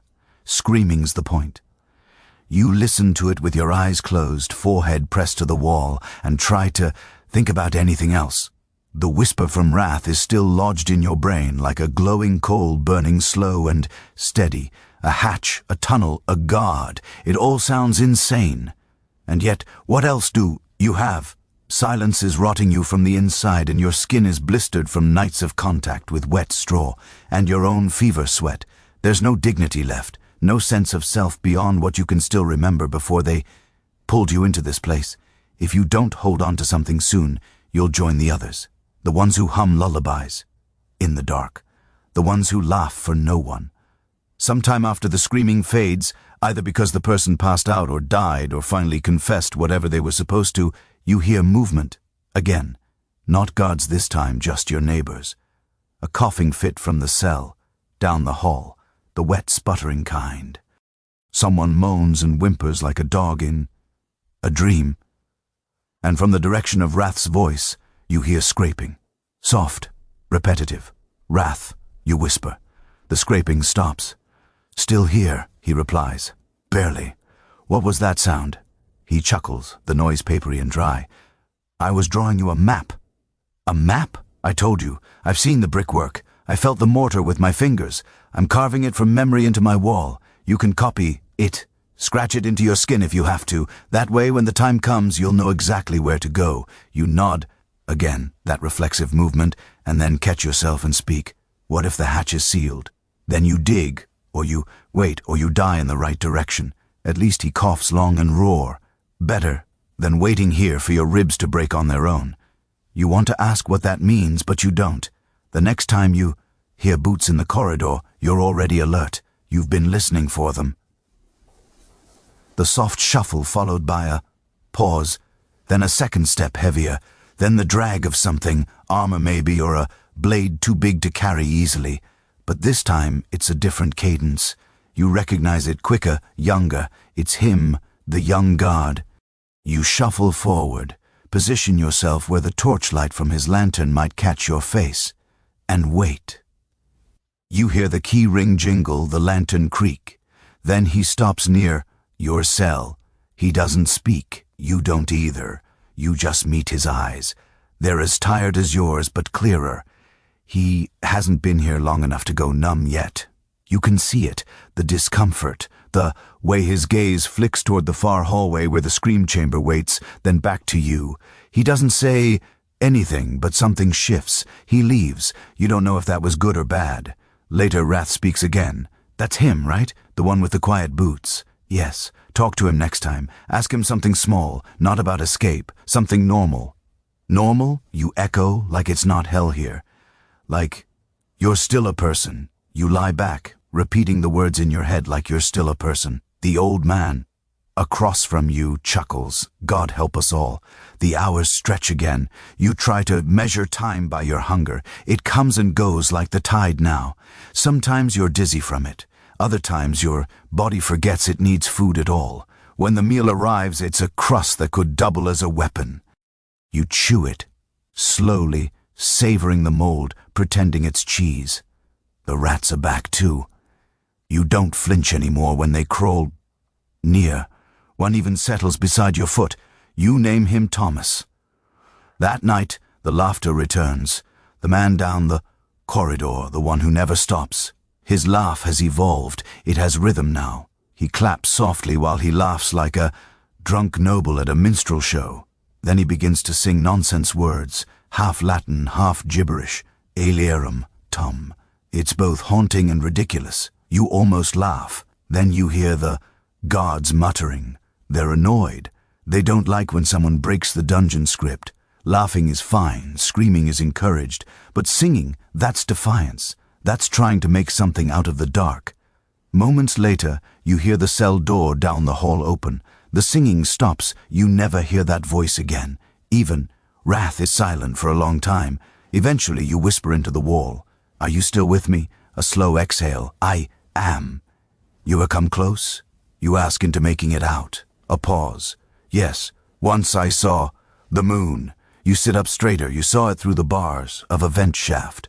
Smelled the night air, heard an owl, thought I'd made it. Then I passed out. He chuckles. Woke up back in my cell, half dead.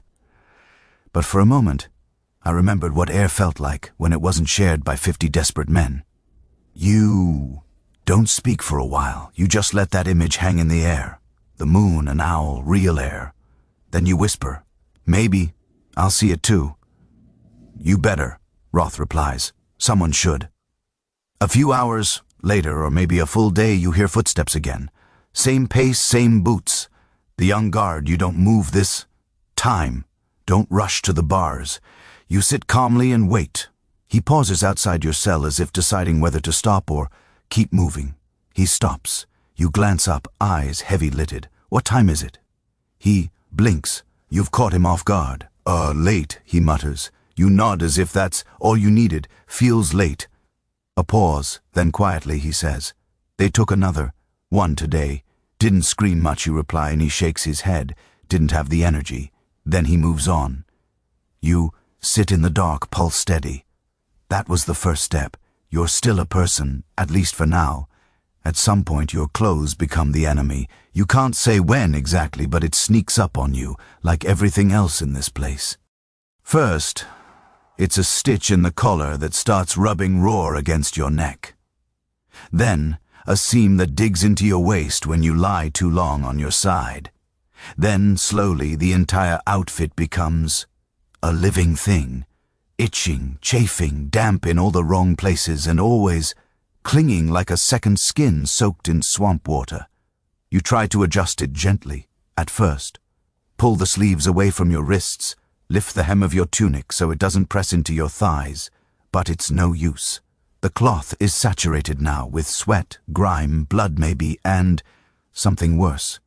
Some thick, sticky residue from the straw or the rats, or even your own skin slowly breaking down. It's not fabric anymore. It's a curse you have to wear. At one point you try to peel it off entirely, maybe just the top half, just for a moment of relief. But your joints scream in protest, and the dried patches of filth tear when you move.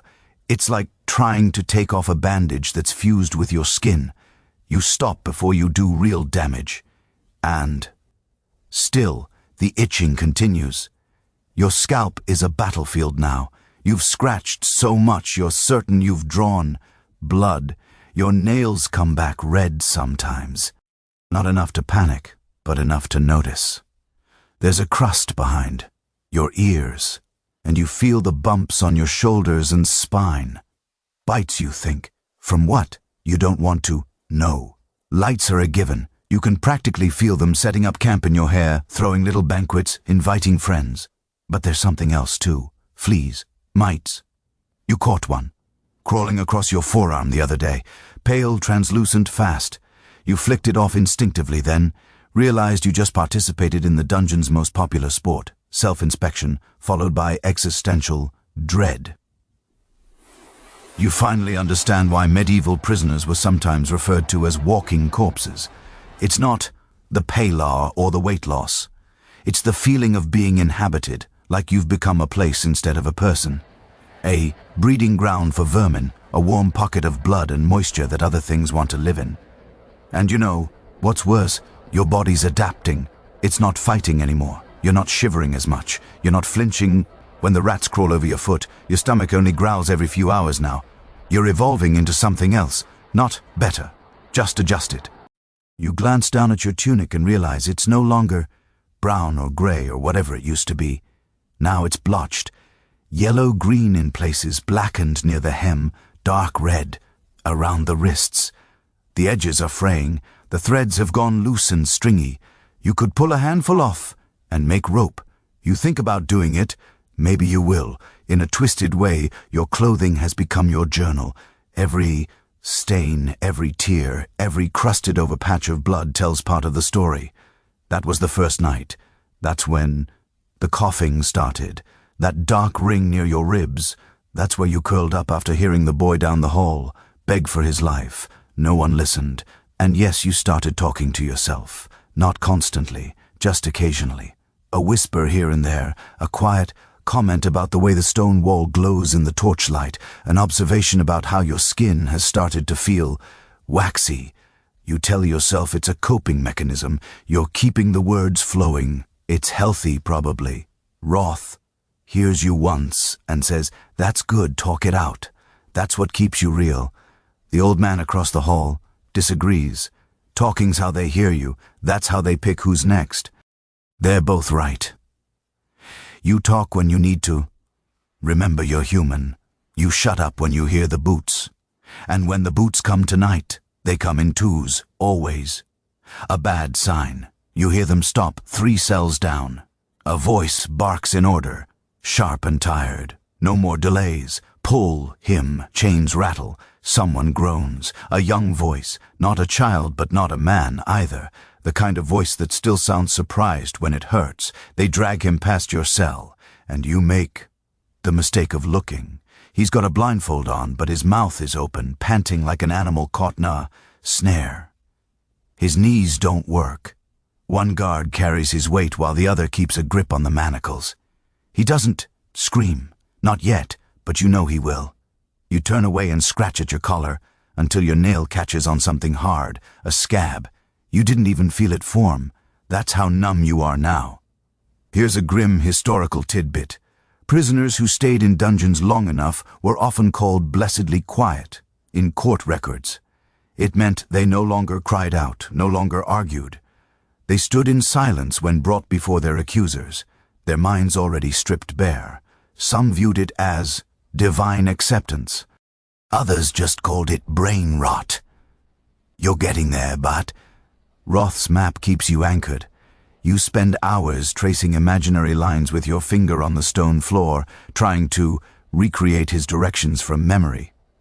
3 paces past the rack, second stone, left of the support column. Follow the cold air. Sometimes you whisper it like a prayer. You haven't spoken to the young guard again, but you've seen him. He's noticed you. The last time he passed, you didn't move. You just met his eyes, and for a flicker of a second he stopped, as if he expected you to say something, as if he was hoping you would, but you didn't. Not yet. You're waiting for the moment wrath promised, and until then you scratch and wait and try not to become your own tomb. The darkness here doesn't just hide things, it devours them. Time, for one. You stop trying to count days a while ago, mostly because there's nothing to count with. No sunrise, no sunset, no gods calling out the hour. No routine beyond the occasional groan, scream, or bowl of unidentifiable sludge shoved through the hatch. You sleep when you collapse and wake when your bones start aching in a new position. Time becomes a feeling instead of a measurement. And lately that feeling is not good. You try to keep track using your breath. Inhale, exhale, pause. 1. Inhale, exhale, pause. 2, but even that started to slip. You lose count. You trail off. You realize you've been holding your breath for no reason, just sitting there with your lungs clenched like you're waiting for something awful to happen. You are. You always are. There's no rhythm to the days anymore. The dungeon doesn't operate like a proper prison with routines and times and scrolls marked with names. It's chaos, disorganized torment served in irregular portions. Sometimes they come for people in the dead quiet of the night. Other times they come at what feels like morning, voices sharp and commanding, boots echoing like thunder through the corridor. Sometimes they come for no one, at all. And that's the most unsettling of all, because that's when you feel the waiting, the calculation. That's when you know they're deciding. You realize horrifyingly that you've started doing the same, deciding. Each morning, if you can call it that, you wake and wonder who's next. Sometimes you hear a whisper in the dark. Not me. Not today. Other times it's a prayer mumbled and broken. The old man across the way has started muttering in a language you can't recognize. Not Latin, not anything you heard in the chapel growing up. Just low rhythmic sounds. Maybe it's not even a language at all. Maybe it's the last song of a mind fraying at the edges. Even Wrath is quiet now. He still responds when you call his name, but his voice is thinner, faded, like a cloth, worn down to its final thread. He told you 2 days ago, you think it was 2, that he hasn't eaten in over a week, that his legs are giving out, that his lungs feel like smoke. You ask if he still believes in the hatch and he says, I have to. That's all. As for you, your own body has turned against you in new ways. Your feet are swollen, your skin has taken on a waxy tone, and the blisters near your ankles from the shackles are broken open. The infection is setting in. You know that smell. Sharp, sweet, wrong. Your breath catches every time you move, not just from pain, but from the thought that this might be how it ends. Not by torture or trial, but by rot, quietly in the dark, forgotten. The straw beneath you hasn't been changed ever. You're sure of it now. There's a compacted layer beneath the top that's almost solid, like packed earth. It smells worse each day. Mildew and piss and the unmistakable tang of blood. You've tried shifting it around, fluffing it with your hands to keep dry layers near your body, but that just stirs up more filth. One night you even dreamed the straw was alive, writhing beneath you, trying to crawl into your mouth. You woke gagging, convinced for a moment you'd swallowed something moving. You didn't, probably. And then there's your mind. You've begun losing chunks of time now, not just minutes but hours. You'll close your eyes thinking of one thing and open them to something else entirely. Another posture, a new cut on your wrist, a faint line of dried blood on the inside of your sleeve. You've started talking again, not whispering, talking to the wall, to the rats, to yourself. Sometimes the words don't even make sense. You catch yourself mumbling your name on repeat. You don't know how long you've been doing it. You just need to remember you're trying to anchor yourself. But even your name feels hollow now. Like a story you heard once long ago about a person who wore clean boots and had fingernails that weren't cracked and blackened. That person's dead, and the new you're not sure yet. Here's a little-known historical debate you might appreciate. Some scholars believe the phenomenon of losing time in medieval dungeons wasn't just psychological. They argue that certain rooms were deliberately constructed to warp perception. Sloped floors, angled walls, low ceilings designed to disorient, and most cells had no airflow at all, which led to the buildup of mold spores and methane gas. Natural chemicals that can induce hallucinations, confusion, even temporary memory loss. You're not sure if your cell is one of those, but it wouldn't surprise you. You've smelled things that make your vision go fuzzy, heard voices that stop when you blink, seen flickers of light on the wall that vanish when you move toward them. One time you even saw a bird perched on your chain. A tiny thing, blue wings, a beak that clicked softly like it was asking you to follow it. You reached for it, barely breathing, terrified it would vanish. It did, and yet part of you still believes it was real. That's where you are now. The space between hope and fever dream, which makes it all the more jarring when you hear a real sound, a human sound, a guard, the young one. He stops outside your cell again, keys clinking, lantern low. You can smell the oil, sharp and acrid. You sit up slowly. He says nothing. You don't speak either. Then softly he kneels down. Your name, he says. You blink. It takes longer than it should. What? He glances down the corridor to make sure no one's coming. Then back to you. I want to know your name. You whisper it. The sound escapes, your lips like ash. He nods, says nothing else. Then he slides something through the food slot. It's small. You barely hear it land. You wait until he's gone. Then you crawl forward and reach for it. It's a scrap of bread. Real bread, not dungeon mush. It smells of yeast, of warmth. You bite into it. Slowly. It tastes like memory. And for the first time in days, weeks, you feel real. You're still here, and someone remembers your name. The fever comes on like a secret. Soft, slow, invisible at first. A little ache in your joints, a flicker of heat behind your eyes. You tell yourself it's just exhaustion, hunger, a reaction to the mold and mildew you've been breathing like air. But deep down, you know your body's turning against you in a new, more final way. You wake up drenched in sweat, even though the stone beneath you is cold enough to freeze marrow. You're shivering and burning at the same time, a contradiction wrapped in rags. Your clothes cling to your skin like wet parchment, and your mouth tastes like metal. You blink and it takes several seconds for your vision to focus. The bars swim, the straw ripples, the rats, even they keep their distance. Now you know infection when it sets in. Everyone does, even if they've never been taught to name it. It's primal. The body rings its own alarm bells. The wound on your ankle has turned red and swollen, hot to the touch, with a dark center that oozes when you press on it. It's spreading. Your foot is beginning to stiffen and pain pulses up your leg in waves like the dungeon itself is gnawing on you from the inside. You press your back to the wall, breathing in shallow gasps, panic flares. Not the scream and claw kind, but the slow realization kind. The quiet kind because there's no one coming. No doctor, no priest, no pus. Wielding nurse with kind eyes. Medieval healthcare, especially in dungeons, was a contradiction in terms. If you were locked up, you were either a criminal, a heretic, or a political inconvenience. Either way, your survival wasn't exactly high on the priority list. Sometimes you'd get a visit from the physician if your captives needed you to stay alive long enough to talk. But those visits were rare, and even when they happened, the tools weren't much better than guesswork in a bucket of leeches, bleeding, purging, burning. Those were the go-to treatments. Infection, probably a curse or too much bad air. Or maybe, if you were lucky, they'd say the saints were testing your soul.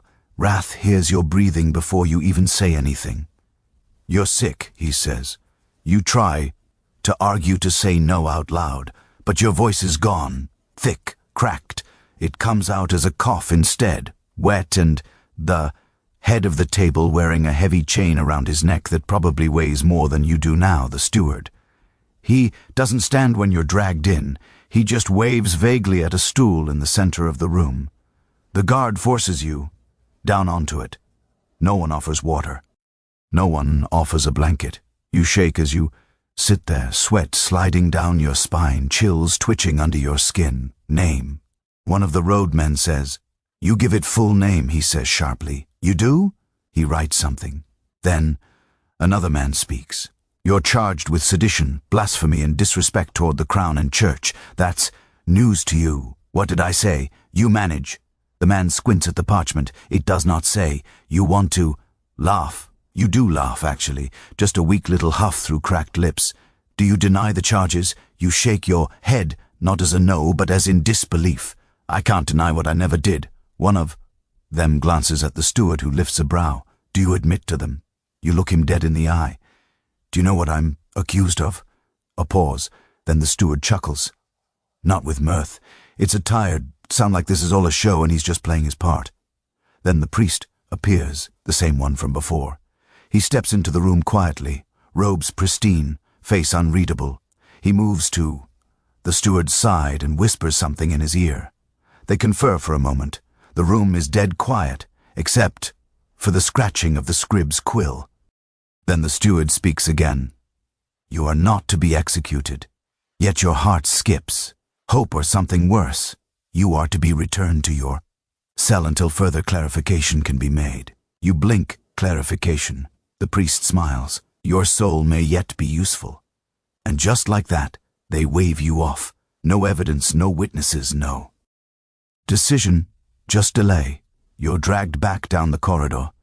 Not with force this time, more like you're being handled. As if someone higher up gave a vague order. "Keep that one breathing for now." As the guard hauls you back to your cell, you whisper, "Why delay it?" He snorts. "Means someone's arguing about you. Who? Doesn't matter. Could be a bishop. Could be the steward's cousin. Could be a clerk who likes your handwriting. You're tossed back into the cell with all the grace of a fish thrown on a dock. The door clangs shut. You lie there, stunned, drenched in sweat, mind spinning. You weren't found guilty, but you weren't cleared either. You're in limbo. From his cell, Roth speaks. "They're afraid to kill you." You turn your head toward his voice. Why? Because you haven't broken yet. And if you don't, someone might start asking why they put you here in the first place. You say nothing. Just lie there, head spinning, ankle throbbing, mind trying to make sense of a verdict that wasn't. The old man across the hall finally speaks again. "Trial by delay," he says softly. "Cruelest kind, and you believe him because at least a verdict means an ending, and all you've got now is more time. Time to rot. Time to be watched. Time to wonder what they'll decide. And sleep doesn't come. It hasn't really for days or maybe weeks.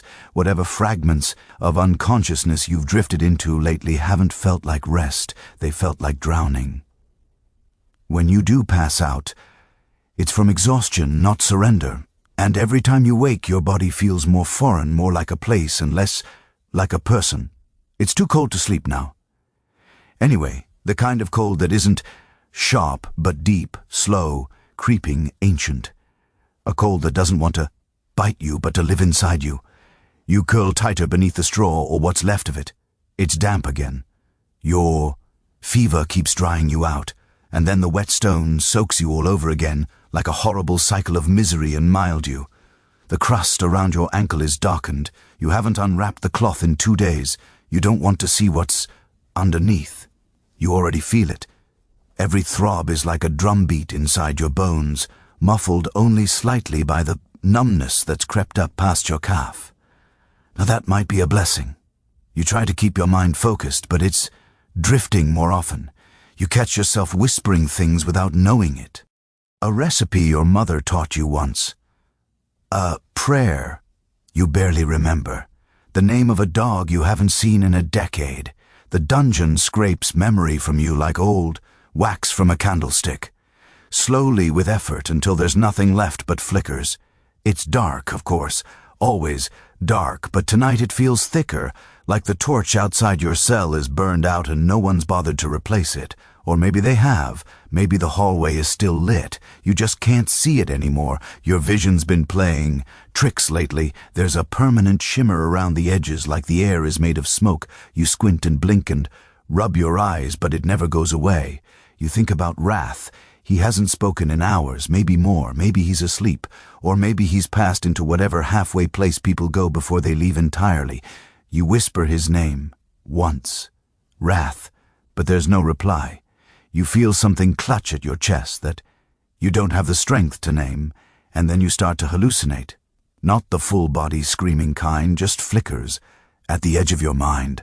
A shape in the corner of your cell, a whisper behind your ear, a warmth that brushes your cheek and vanishes. You see a patch of sunlight on the wall, golden and dust-filled, and your heart leaps. Sunlight until you reach out and it's just mold.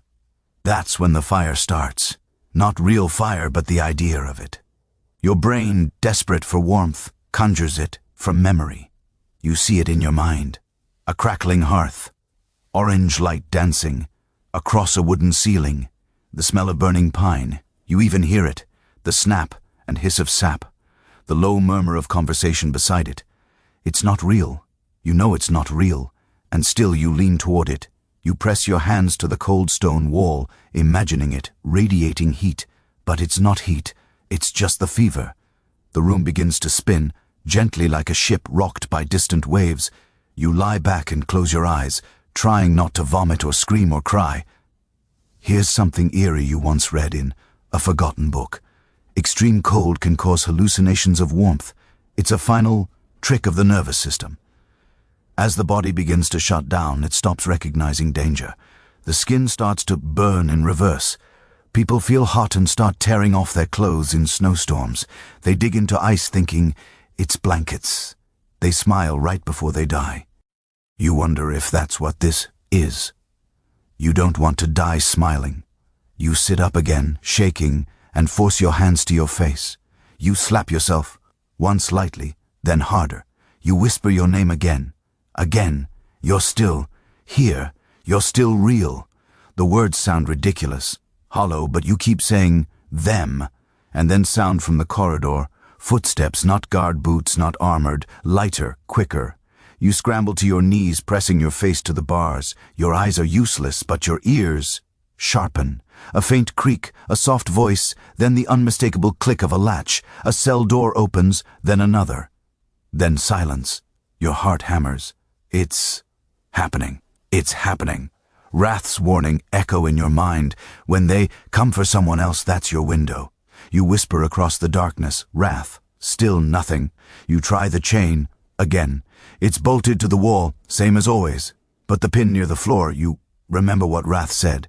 Some were loosened by years of wear. You pull it gently at first, then harder. It groans. Just slightly, then a whisper beside you. You want to go now? It's Wrath. Alive. You exhale like a drowning man breaking the surface. Yes, then listen, carefully. When the guards walk away, count to 50. They'll stop near the end of the hall for a drink.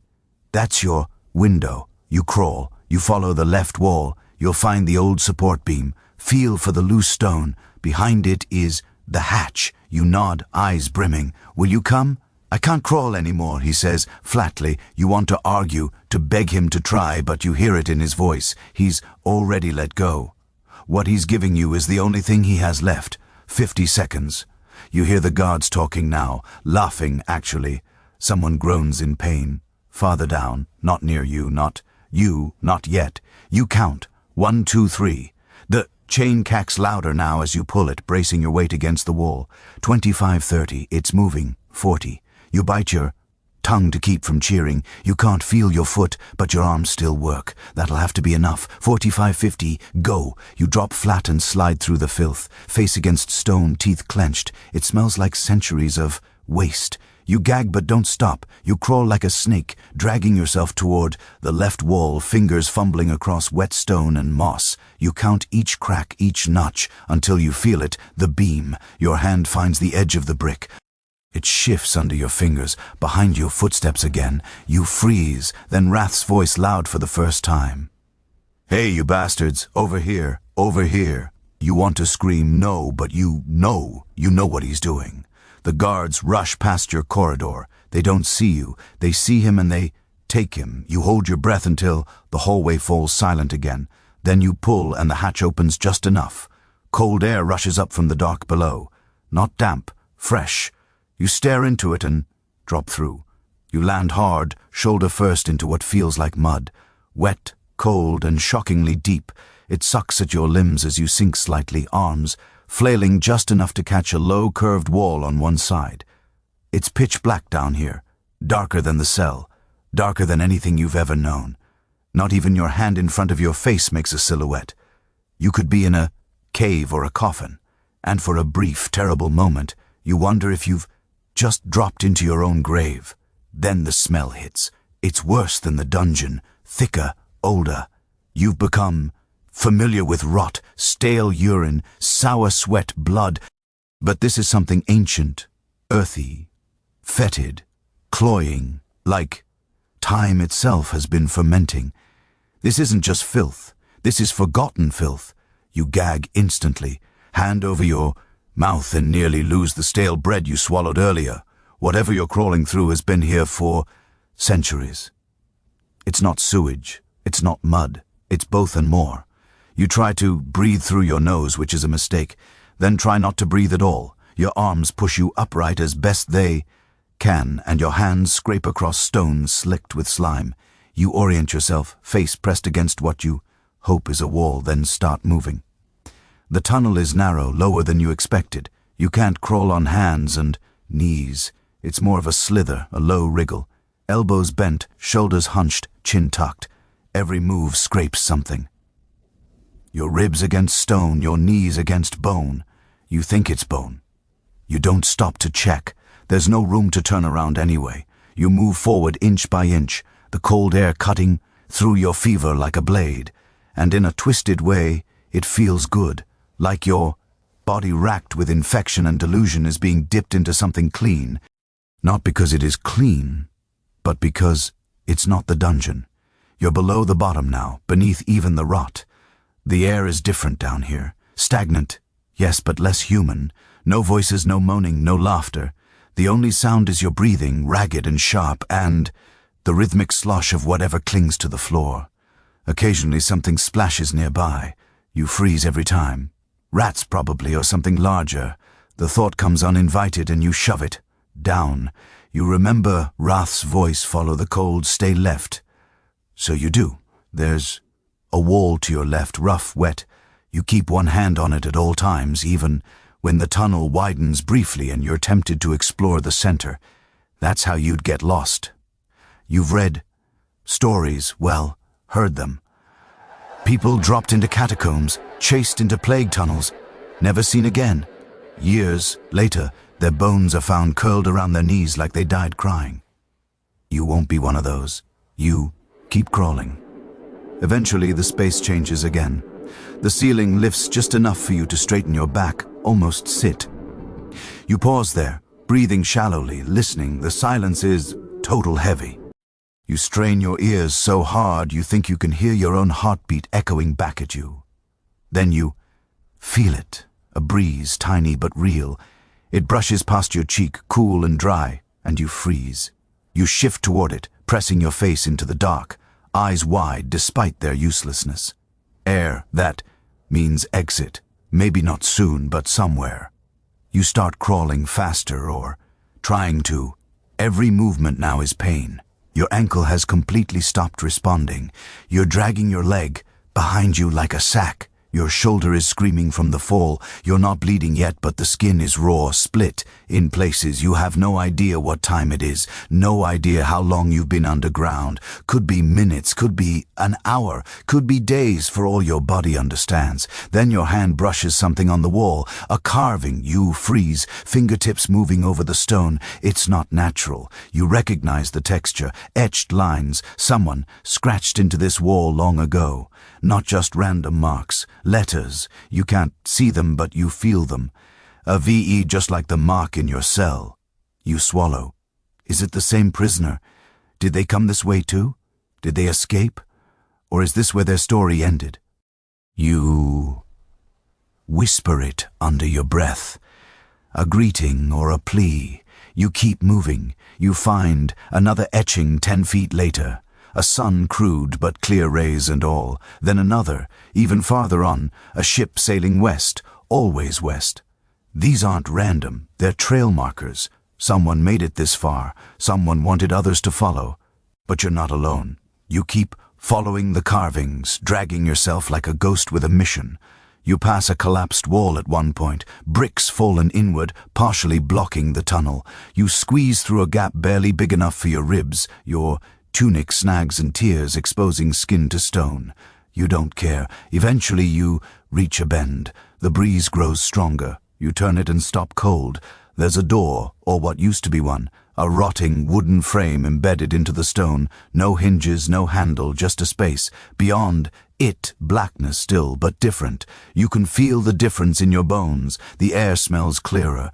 It doesn't reek of human decay. It smells of earth, moist soil, moss, fresh rot, life. You crawl through it like a newborn, pulling yourself over the threshold, expecting resistance. There is none. You're out of the tunnel and you collapse on cold ground, stone still, but cleaner, drier. There's a trickle of water nearby. You hear it, a stream maybe. You reach toward it, fingers skimming until you find it. Cool, real. You cup a bit in your hand and drink. You nearly cry. You roll onto your back and stare at the ceiling, which now arcs like the inside of a chapel, a vault. It's not the surface, not yet, but it's close. You breathe. For the first time, you breathe without tasting rot, and in that moment, you realize Wrath knew. He never meant to come with you. He just wanted someone to make it past the wall, to leave a mark, to prove the dungeon could be escaped. You look up, vision swimming, and swear you see light in the cracks above. You don't move for a long time. Lying there in the vault, you let your body become a part of the stone beneath. You. The world is quiet, except for the trickle of water and the occasional shuffle of something small in the darkness. You could be dead, and honestly it wouldn't feel that different, but death doesn't usually come with this sense of relief. Not joy, not triumph. Just less pain, less filth, less human misery pressing on you like a second set of skin. But you can't stay here, not if you want to be free. You sit up slowly, body trembling under its own weight. Your head throbs, not with fever anymore, but with something else. Adrenaline probably, or the dull ache of survival. You roll to your knees and immediately regret it. The skin on your legs burns where the tunnel floor tore it open. But pain is a gift right now. Pain means you're alive, and alive means you can still crawl. The vated chamber stretches out around you in the dark. You can't see far, but the faint outline of pillars and arched ceilings tells you this place was meant to be something. A cellar maybe, or a crypt. Old churches sometimes buried their clergy under the chapel. Other times, they just walled them off and pretended it was holy. Either way, this place feels different from the dungeon above, like it was forgotten on purpose. You press your palms to the floor and listen. Nothing above you, no footsteps, no voices. Either you're deep underground or the guards haven't noticed you're gone yet. Either way, it's a blessing. You reach out and feel your surroundings. Your fingers find another wall curving inward, a corridor, narrow again. You brace yourself, then begin to crawl. This new tunnel slopes upward, not steep, but enough to make your heart pound with cautious hope. You can smell fresh air now, not strong, not clean, but real. You'd almost forgotten what real air smelled like. Not sour sweat or mold, but minerals, moisture, maybe even the trace of moss, earth, life. And then you hear the voices. You freeze instantly. Not guards, not priests, something else. They're soft, female maybe, or young, whispering, echoing. Strangely through the tunnel, you can't make out the words, but the tone sends a chill through you. Calm, measured, familiar, almost like a lullaby. You press closer to the stone, ears straining. The voices fade, then return. Louder, closer, then gone again. You whisper aloud, no, not again. It's the chains, the voices from the cell, the ghosts your mind made for you. They followed you here. You keep moving. You don't want to look back. You pass another carving. A handprint this time, scratched into the wall, fingers too long, stretched out as if clawing towards something. You run your palm over it. Someone else came this way or tried. You whisper thanks to them. Maybe they didn't make it, but their marks helped you stay sane. Then ahead you see it. Light, not torchlight. Real light. Pale and blue and moving. Moonlight. You crawl faster, forgetting the pain. Your knees scrape open again and you don't care. You reach a set of stones that curve upward like steps, crooked and half collapsed. You drag yourself over them, breathing harder. Now, the air smells like rain and leaves. You laugh, then you see it. A great rusted, half-covered in vines just above your head. Light filters through it in slats like spilled milk on stone. You reach up and press your fingers through the bars. Cold, metal, real. You grab it and pull. It doesn't move. Of course it doesn't. You brace your good foot against the stone, plant your weight and pull again. It screeches. You freeze, heart thudding. Sure, someone above is heard, but no one comes. You keep pulling, biting down on your own sleeve to keep from groaning. With the effort, the rusted bolts creak. One pops free with a sound like a cracking bone. You stop to breathe, then yank again. The second bolt snaps and suddenly the grate shifts. You blink as a breeze touches your face. You push upward and feel something give. And then you're crawling through up into grass. Wet, matted, tangled grass and a patch of soil too soft to hold your weight. You flop onto it like a fish pulled from a net, blinking into the silver light of the moon. You're outside. You roll onto your back and stare at the sky. Gray clouds shifting, stars, and that pale moon floating like a silent witness to your escape. You want to cry, but you're too tired. You just lie there, arms spread, breathing shallow, every nerve humming. The silence is unreal. No chains, no screams, just the sound of wind in the trees. Then you hear them again, the voices still whispering, still humming. You sit up slowly, heart racing. The sound isn't in your head this time, it's real. Figures move beyond the tree. Shapes, white robes, not guards. Women, nuns. You squint, and one of them steps forward. A woman in a habit, lantern in hand, face aligned with age and something else, worry maybe or recognition. She gasps softly when she sees you. "Sweet saints," she whispers. "There's another. She kneels beside you, inspecting your face, your arms. "How did you get out?" You try to speak, but your throat's too dry. She waves a hand behind her. More figures approach. Quiet, efficient. They kneel beside you. One wraps a cloth around your leg. Another pours water into your mouth. It tastes like heaven. You manage one word, wrath. The nun's brow furrows. "What did you say?" "Wrath," you repeat. He stayed. Her eyes darken. She knows the name. "You were in the eastern dungeon." You nod. She looks to the others. He led another. One out. Your heart stutters. You know him?" She nods solemnly. "He's been sending them for years." Your mind spins. "He never told you." She places a hand on your forehead. "You're safe now." You laugh. A sound that feels like breaking glass. Safe. You don't know what that means anymore, but you lie back and for the first time in what feels like centuries, you let yourself close your eyes. You wake to birdsong. At first you don't recognize it. The high, clear whistle cuts through your dreams like a knife through old cloth, and your body flinches before your mind can catch up. You've been conditioned. Every sound meant pain. Every footstep was a warning. But this is music, messy and imperfect. the song of something that doesn't know you exist and wouldn't care if it did. You open your eyes. The light is soft, gray-blue, maybe morning. Trees rise overhead, rustling gently in the breeze. You're on a bed of straw again, but not the festering kind. This straw is dry, fresh. There's a blanket over you, thin, patched, but miraculously clean. For a moment you think you've died. Then the nun appears, the one with the lantern from the night before. She walks quietly like she was born in silence, carrying a basin of water and a strip of linen draped across one arm. She kneels beside you without a word and begins unwrapping the bandage around your ankle. You prepare yourself for the stink of infection, the black and gray and pus, but she doesn't even flinch. Her face is calm, expression unreadable, like she's done this 1,000 times. You had a fever, she says softly, but it's broken. You blink, try to speak. Your voice cracks and dies. She dips a cloth into the basin and presses it to your lips. The water is cold, clean, almost sweet. You drink until your stomach protests, then fall back against the straw with a groan. You've been here for 2 days, she continues, dabbing your forehead. You slept like a corpse. We weren't sure you'd wake up.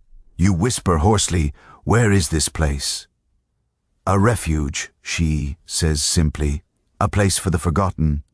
You glance around. You're inside now, a small stone building. Walls lined with herbs hanging from twine, shelves of cloth and ceramic jugs. A fire burns in a pit near the back, low but steady. The air smells like rosemary and ash. A refuge. She begins to clean the wound. It's worse than you thought, but not as bad as it could be. The infection hasn't reached the bone. The rot has stopped spreading. Someone's lanced it, drained the worst of it. You grit your teeth as she cleans it, but you don't scream. You're past screaming. Others have come this way before you, she murmurs, not looking up. Some crawl out, others are carried, a few never speak again. You manage?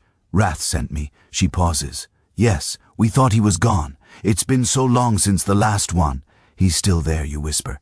He gave me the map, the tunnel. He distracted the guards. She lowers her eyes. He always said he would stay, as long as one more could escape. Why? She smiles, sadly. Because once someone did that for him. You stare at the ceiling. It's made of old wooden beams, cobwebs dancing in the corners. A beam above your head has markings carved into it. Tallies, names maybe, or just numbers. You wonder if they keep track of everyone who makes it, or everyone who doesn't. She finishes binding your leg and leans back, on her heels. You'll walk again, she says. Eventually, but slowly, you nod. You can feel your toes again. That's more than you hoped for. A soft knock at the door makes her turn. Another nun enters, younger, with flushed cheeks and calloused hands. She carries a bundle of folded cloth. Clothes, the old one says. When you're strong enough, you stare at them like they're relics. Clean clothes. Yours have been taken, probably burned. Good riddance. They help you dress that evening. Shirt first, soft linen, worn but intact. Then pants loose at the waist, cinched with a bit of twine. Your body feels foreign in them. You've grown used to the crusted rags, the stink of yourself. These smell like soap, like lavender. They feed you too. Broth at first, then a small piece of bread, hard but real. Your stomach protests at the sudden generosity, but you eat it anyway, slowly savoring every bite. You'd forgotten food could taste like something other than mildew and rat droppings. You ask the older Nuno name. She hesitates, then says, Ila. It sounds like a name from a song. You nod, trying to store it safely in your brain before the fever steals it again. Why are you helping me? You ask later. She looks at you for a long time before answering. Because no one helped my brother, you nod. That's all the explanation you need. As night falls, they move you to a cot near the fire. The warmth feels wrong at first, luxurious. It softens you, and softness feels dangerous. You're used to armor, now. Filth and cold and silence. But Elra says you need rest, so you lie back and let it wrap around you. Sometime past midnight, you wake again. You're alone, the fire is low, shadows stretch, across the stone walls like fingers. You sit up slowly, body aching. Then you hear it, a faint sound, not inside. Outside chains, just one link. Then silence. You crawl to the window and look out. Nothing. Just trees, moonlight, and the soft wind moving through the branches. But you know what you heard. You lie back down, shivering, again. Not from fever this time, but from something else. A memory, maybe a shadow that followed you out. Some scholars argue that trauma, especially long-term imprisonment, warps the brain in permanent ways, that the body heals long before the mind does. That sounds right. You've escaped the dungeon, but the dungeon hasn't escaped you. Not yet. Still, you sleep because, for the first time in forever, the darkness is not total, and your dreams are your own. Epped up on a bench, beneath a patch of sky that still feels too bright, too open, too unreal. You're outside. The grass tickles your ankles, a breeze hums gently through the trees, and your face feels sun warmed for the first time in what might be years. You're bundled in a thick wool cloak, your injured legs stretched out, elevated on a smooth stone slab. Birds chirp like they've never known despair, and the scent of damp earth wraps itself around you like a prayer whispered by the world itself. It's peaceful, too peaceful. You still wake every hour. So eyes snapping open, hands reaching for chains that aren't there. You flinch at door creaks. You track footsteps like prey. You still expect rats to crawl over your feet. Your instincts haven't caught up with your reality. They might never. You're not alone on the bench for long. He shows up without warning, without sound, as if he simply blinked into existence beside you. A man younger than you, barely 20, maybe tall, thin, cheeks hollowed from hunger, but his eyes still sharp, too sharp. Clothes better than yours, far too clean. His boots are laced with practiced hands. His posture has seen tutors. This man was raised with servants. He doesn't introduce himself right away, just sits on the opposite side of the bench and crosses his arms. "You're the one who escaped the East Wing," he says flatly. You blink, watching him out of the corner of your eye. "I guess you don't know. I don't know how long I was down there." He nods like that makes perfect sense. "What tunnel?" "I don't know," he huffs. "Well, that's not useful." You turn to him. "I didn't realize this was a job interview." He gives you a look. Not amused, not angry, just measuring like he's trying to calculate what kind of tool you'd be in the right hands. Finally, he leans forward and says, "My name is Caelan. I'm the fourth son of Lord Everin of Brunswick." You don't react. "I'm also the reason you're not alone here," he adds. Now you look at him. "I helped build the maps," he says, voice lower now, the ones they passed down, the marks, the carvings, the notches. "That was me. Well, me and Wrath, your breath catches. You knew him?" He nods. "He saved me. 3 winters ago, same as you. You study him. You don't look like someone who ever slept on a stone floor." He smirks. "Wealth doesn't protect you from politics or piety or betrayal. You don't ask what his crime was. You can already guess it wasn't real.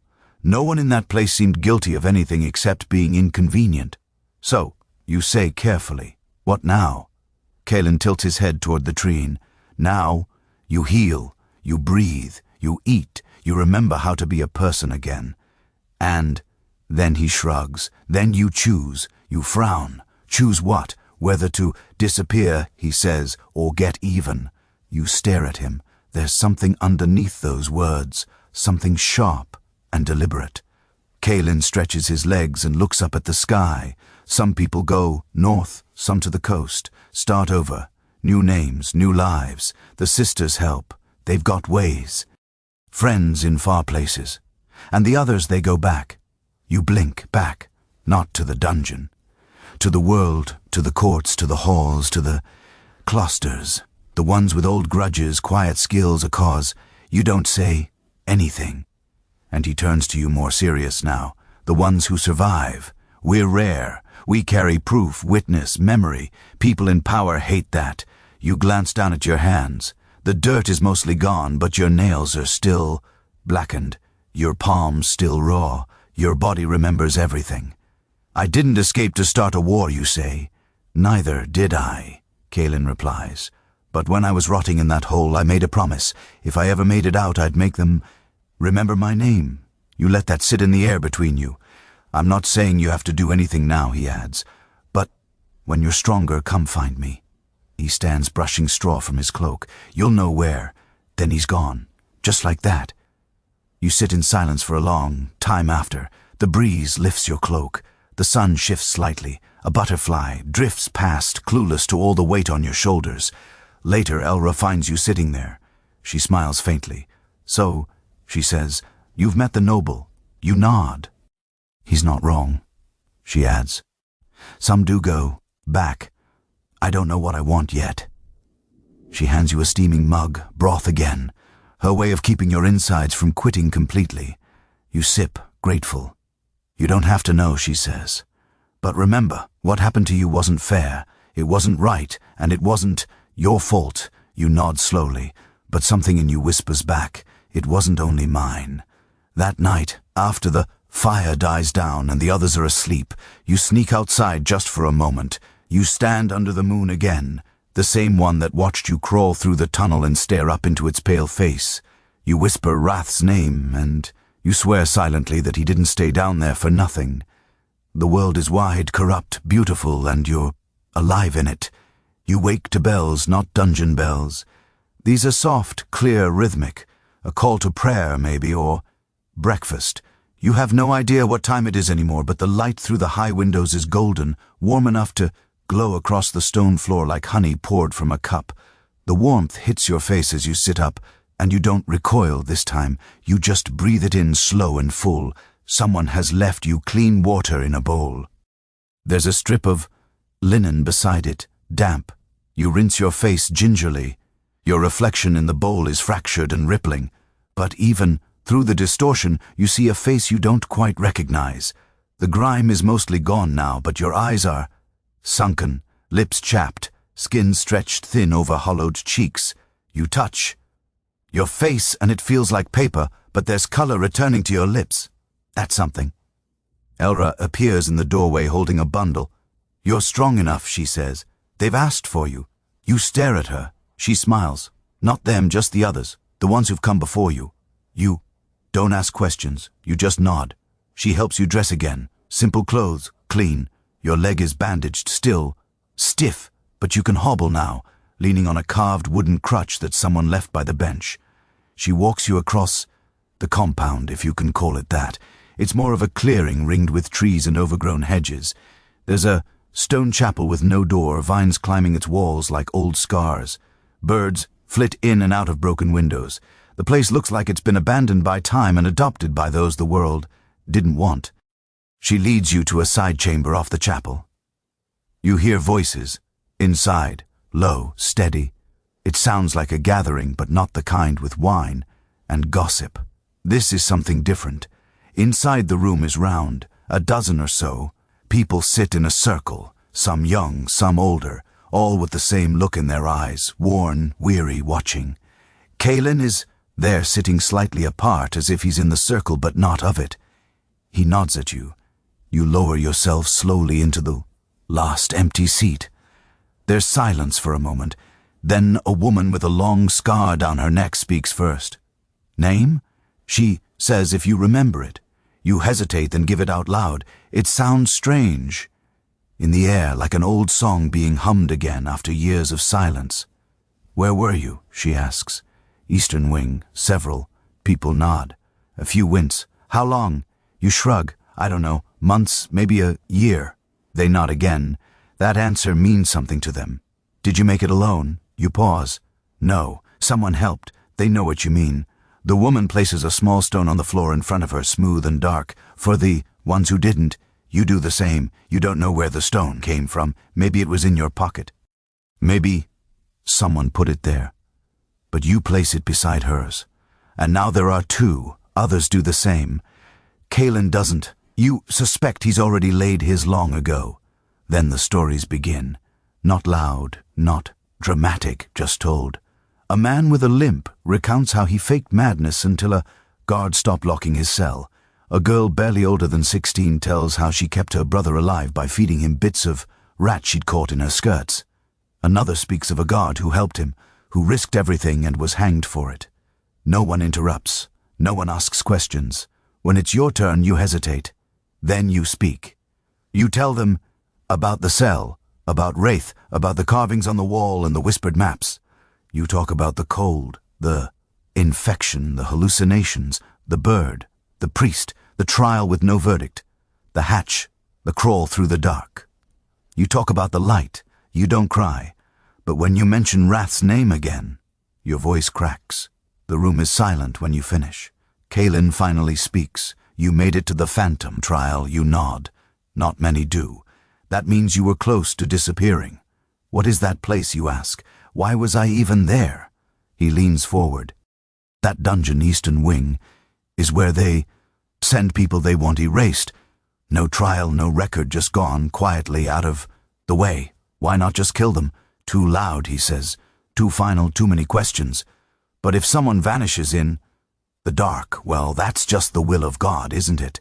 Someone else adds, they call it the Phantom trial because it gives the illusion of justice. Enough time for the church to decide whether you're dangerous or useful. You feel sick. It's not just criminals down there, Kaelin continues. It's enemies, scapegoats, inconveniences, anyone who makes the wrong person uncomfortable. You whisper. There were children. He nods. There still are. Silence again. Someone breaks it gently. What do we do? Now. Elira's voice comes from the doorway. Whatever you choose, you look at her and she steps into the circle. You survived. That alone is rebellion. That alone is a story worth telling. She gestures to the stones in the center. There are 20 now. This is the trial that matters. That you're still here. That you're not alone. Kaelin's voice is quieter this time. Some of us are writing, documenting names, times, faces. Others pass messages through monasteries. A few are organizing, more direct efforts. You raise an eyebrow. Revenge. No, he says, clarity. The scarred woman adds, truth. Another says, memory. Someone else mutters, vengeance. Kaelin shrugs. Maybe all of it. You sit back, the firelight in the chapel casting strange shadows on the stone. You're still in pain, still healing, still not whole. But for the first time you realize you matter. You weren't meant to survive, but you did, and they will have to live with that. That night you don't sleep. Not because of nightmares, not because of rats or screaming or the chill that crawls into your bones like a parasite. You don't sleep because you're thinking. And that, more than anything, tells you how far you've come. The dungeon left no space for thoughts, only reactions, flinching, waiting, enduring. But now, here in this chapel turned sanctuary with the sounds of breath and wind and nothing else, your mind is busy stitching itself back together. You sit by the fire alone now. Everyone else has gone to their CS wrapped in blankets too thin for winter, but thick enough to remind them they're no longer shackled. The chapel's arched ceiling looms above and through the broken window near the altar. The moon watches you again, calm and full, a witness to your resurrection. You stare into the flames and wonder how many others have done this before, sat here barefoot and half alive, turning over the question you're turning now. What happens next? Because the escape isn't the end. That much is clear. It's a beginning, a cruel, complicated one. Part of you wants to vanish, truly vanish, slip away from this place, find some edge of the world where no one knows your name or worse, knows what was done to you. You could disappear into a fishing village, become a shepherd, change your name, forget the past, and pretend that you didn't spend months locked in a hole slowly, forgetting the shape of your own voice. But there's another part of you, one that hums hotter each day. That part remembers everything. It remembers the way the guards sneered when you begged for water. It remembers the old man's laughter through broken teeth. It remembers the priest's voice whispering absolution as if your suffering were a sacrament. It remembers Wrath's face in the dark. You pull the blanket tighter around your shoulders and shift closer to the fire. He returns just before dawn. She walks silently, but the wooden floor betrays her with a groan, and you glance up.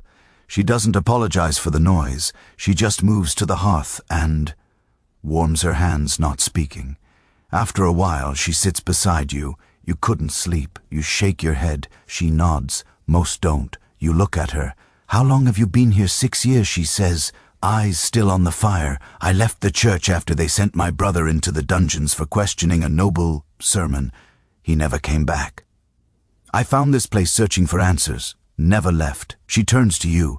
Not because I gave up, but because there are others who always arrive, like you. You ask, does it help staying?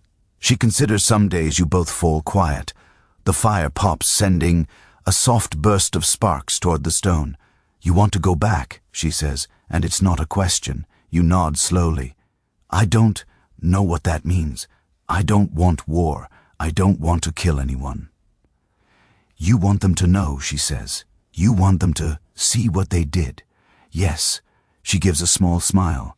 Then you already know your answer. You look down at your hands. The skin's healing, but the scars are setting. Some will fade, some won't. Kalen offered to help. He does that, she says. Do you trust him? I don't trust anyone, Elra says, but I believe him. That's different. He's arrogant, but he's careful. He doesn't just want revenge. He wants permanence to undo what they've built by exposing what they've hidden. You whisper. They'll kill him. They've tried 3 times. You raise an eyebrow. Last one involved poison in a communion cup. She says he didn't drink. You exhale. He's persistent. He's angry. You sit together in silence until the sky begins to shift from indigo to pale blue. Morning light creeps into the chapel, brushing over the edges of the broken windows, touching the faces of the sleeping with hesitant fingers. Then you hear the bell again, but not from the sanctuary, farther away. You both stiffen. Elira rises. You do too slower. Your crutch slides under your arm and your pulse begins to race. Stay here, she says, but you don't. You follow her through the main hall and out the chapel door, where the grass is still wet with dew and the trees still dark with shadow. A boy runs toward you, maybe 14, out of breath, hair wild, clothes torn. They found one, he says, gasping. Elira grabs his shoulders. Where? Northridge. The girl. She made it out of the western wing. Your heart drops. The western wing. You never even saw it. You thought the eastern dungeons were hell. The western ones are older, deeper. Not for criminals or heretics, but for monsters. At least that's what the story said. No one ever came from there until now. An hour later you see her. She's not conscious. Maybe 15. Carried on a makeshift stretcher. Arms bound in bandages, hair soaked with blood. She looks more corpse than girl. Her hands twitch in her sleep. You wonder what she's remembering, or what she's still running from. They take her inside. You don't follow. You sit on the chapel steps staring out at the sky. The world is bigger than you remembered, but it's still broken. Deeply, quietly broken. You wonder how many others are still down there in the dark. Sick, starving, whispering, waiting. You feel something twist in your chest. Not anger this time, not grief, just resolve. You're going to write it all down, every part. You'll write it on walls, in letters, on the inside of your sleeves. You'll carve it into the bark of trees and whisper it to children in marketplaces. Not for revenge, for memory. You won't let them forget what they did to you. You won't let them pretend it never happened. The phantom trial wasn't the end of your story. It was the beginning of theirs. The morning of your departure begins with silence. No ceremony, no goodbyes, no dramatic farewells beneath the rising sun. Just a quiet nod from Elra as she hands you a small parcel wrapped in oilskin. Dried bread, herbs, a sealed letter you're not allowed to open unless things go sideways. You don't ask what that means. You don't want to know. Kalen is waiting for you near the edge of the tree. He's leaned against a moss-covered wall, arms folded, a satchel at his feet, and the same arrogant calm on his face that he's worn since the day you met him. His sword hangs loosely at his side, not for show. He knows how to use it. He's told you that more than once, usually with a shrug, like he's talking about fixing a broken hinge. You sure about this? He asks as you limp toward him, your crutch thudding softly against the earth. You glance back just once. The old stone chapel stands crooked but proud in the clearing, light now spilling through the broken stained glass like colored ghosts, watching over the wounded, a pair of the nuns attending to the girl from the western wing.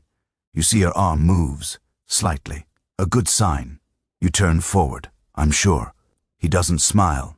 He just nods and starts walking. You follow. The first day is quiet. You travel through the woods, taking the forgotten paths Kalen insists don't exist on any royal map. You pass through ruins, old boundary stones from when kingdoms shifted like sand, and places where the trees seem to lean in just a little too close. Kalen walks like a man who's done this too many times. You hobble like someone who still remembers shackles. You camp beneath the stars. The cold creeps in fast, but Kalen builds a fire with practice speed. He talks little, but when he does, it's mostly to remind you that staying alive will require more than righteous fury. You can't just walk into a castle and say, "Look what they did to me," he says as he stokes. The flames, they don't care. You sip the bitter broth he made from crushed herbs and boiled roots. Then what do? We give them no choice. The second day, you reach a fork in the path. Road leads to Ardan Vale, he says, pointing. Trade city. Loose tongues, lots of wine, good place to start planting questions. And the other chapel, of the Black Vine, abandoned or supposed to be. It's where we store the documents, names, records, transcripts, smuggled from clerks who grew a conscience. You stare at the path. How many are in that archive? Too many, he says, but not enough. You take the right-hand path. The chapel is hidden in a hollow surrounded by cypress trees that look like old men with hunched backs. The building itself is collapsed on one side, ivy strangling the bell tower and moss covering everything like a blanket for the forgotten. Inside, it's colder than you expect. Candles still burn low and defiant, lighting a narrow corridor that leads to a room with a stone floor and stacks of parchment taller than you. This, Kalen says, is what they're afraid of. You limp closer. The pages are covered in tight script, names, dates, accusations. You spot one marked in red, subject 413 Eastern Wing. The hair on your arm stands up. You flip through it. The handwriting is precise, cold, like a ledger. Status awaiting judgment. Condition, non-responsive. Comments, possible use as test subject or conversion material. Test subject. You close the file before your stomach turns. You look at Kalen. What is this? Everything they tried to forget. And what do we do with it? We publish it quietly. We give it to those with influence. Not nobles' servants, secretaries, scribes, the people who see everything but say nothing. We drop it like poison into their water supply. Slowly, steady, until someone starts asking questions. And then we disappear. Again, until the next leak and the next. You sit heavily on a bench. That's not justice. It's pressure, he replies. Justice comes later. You stay in the chapel 2 days. You copy names. You read testimonies. You memorize locations. The pain in your leg flares at night. But something else flares too. Focus. You begin to remember things, not from the dungeon, but before a riverbank. Your sisters laugh. The smell of rosemary on a feast day, the world before it collapsed. Then one night as you and Kalen prepare to move on, a courier arrives, a boy, young, breathing hard.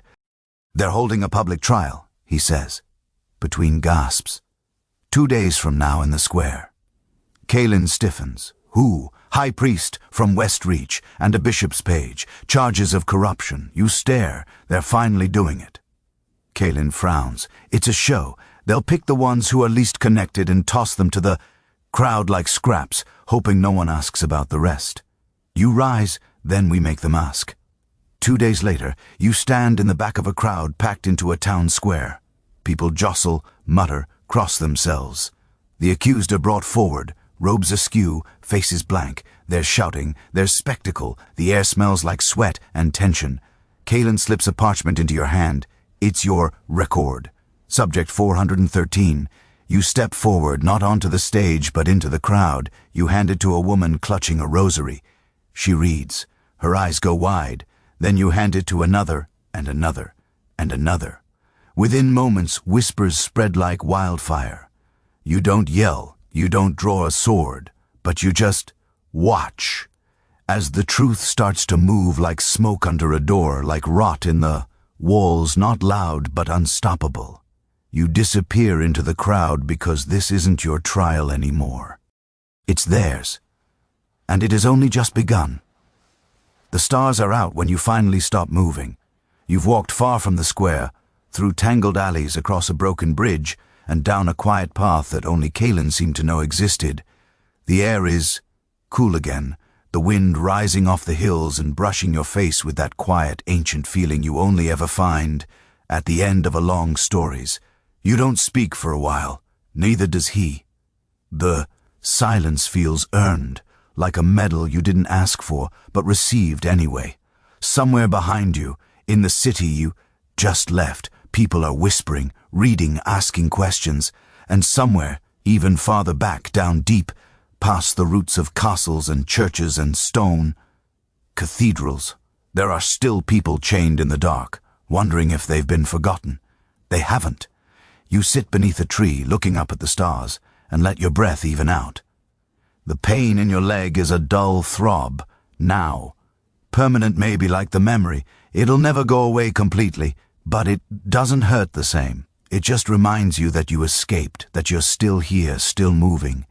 Kaelin hands you a small pouch. It's filled with wax-sealed notes. Names, he says, contacts. People who believe, people who are tired of pretending they didn't see. You nod, you take it, and for the first time you smile. Not because the war is over, or the dungeon is gone, or because the world suddenly decided to be just. You smile because you know something they don't. You're not alone. The network grows every day. Some carry records. Others carry food and bandages. Some just carry stories. But all of them carry truth, and truth is heavier than iron. You lie back in the grass. The stars blur slightly, maybe from tears, maybe just sleep, so you let your eyes close just for a while. You're safe here for now, and somewhere far away, maybe a cell door cacks and someone else begins to crawl toward the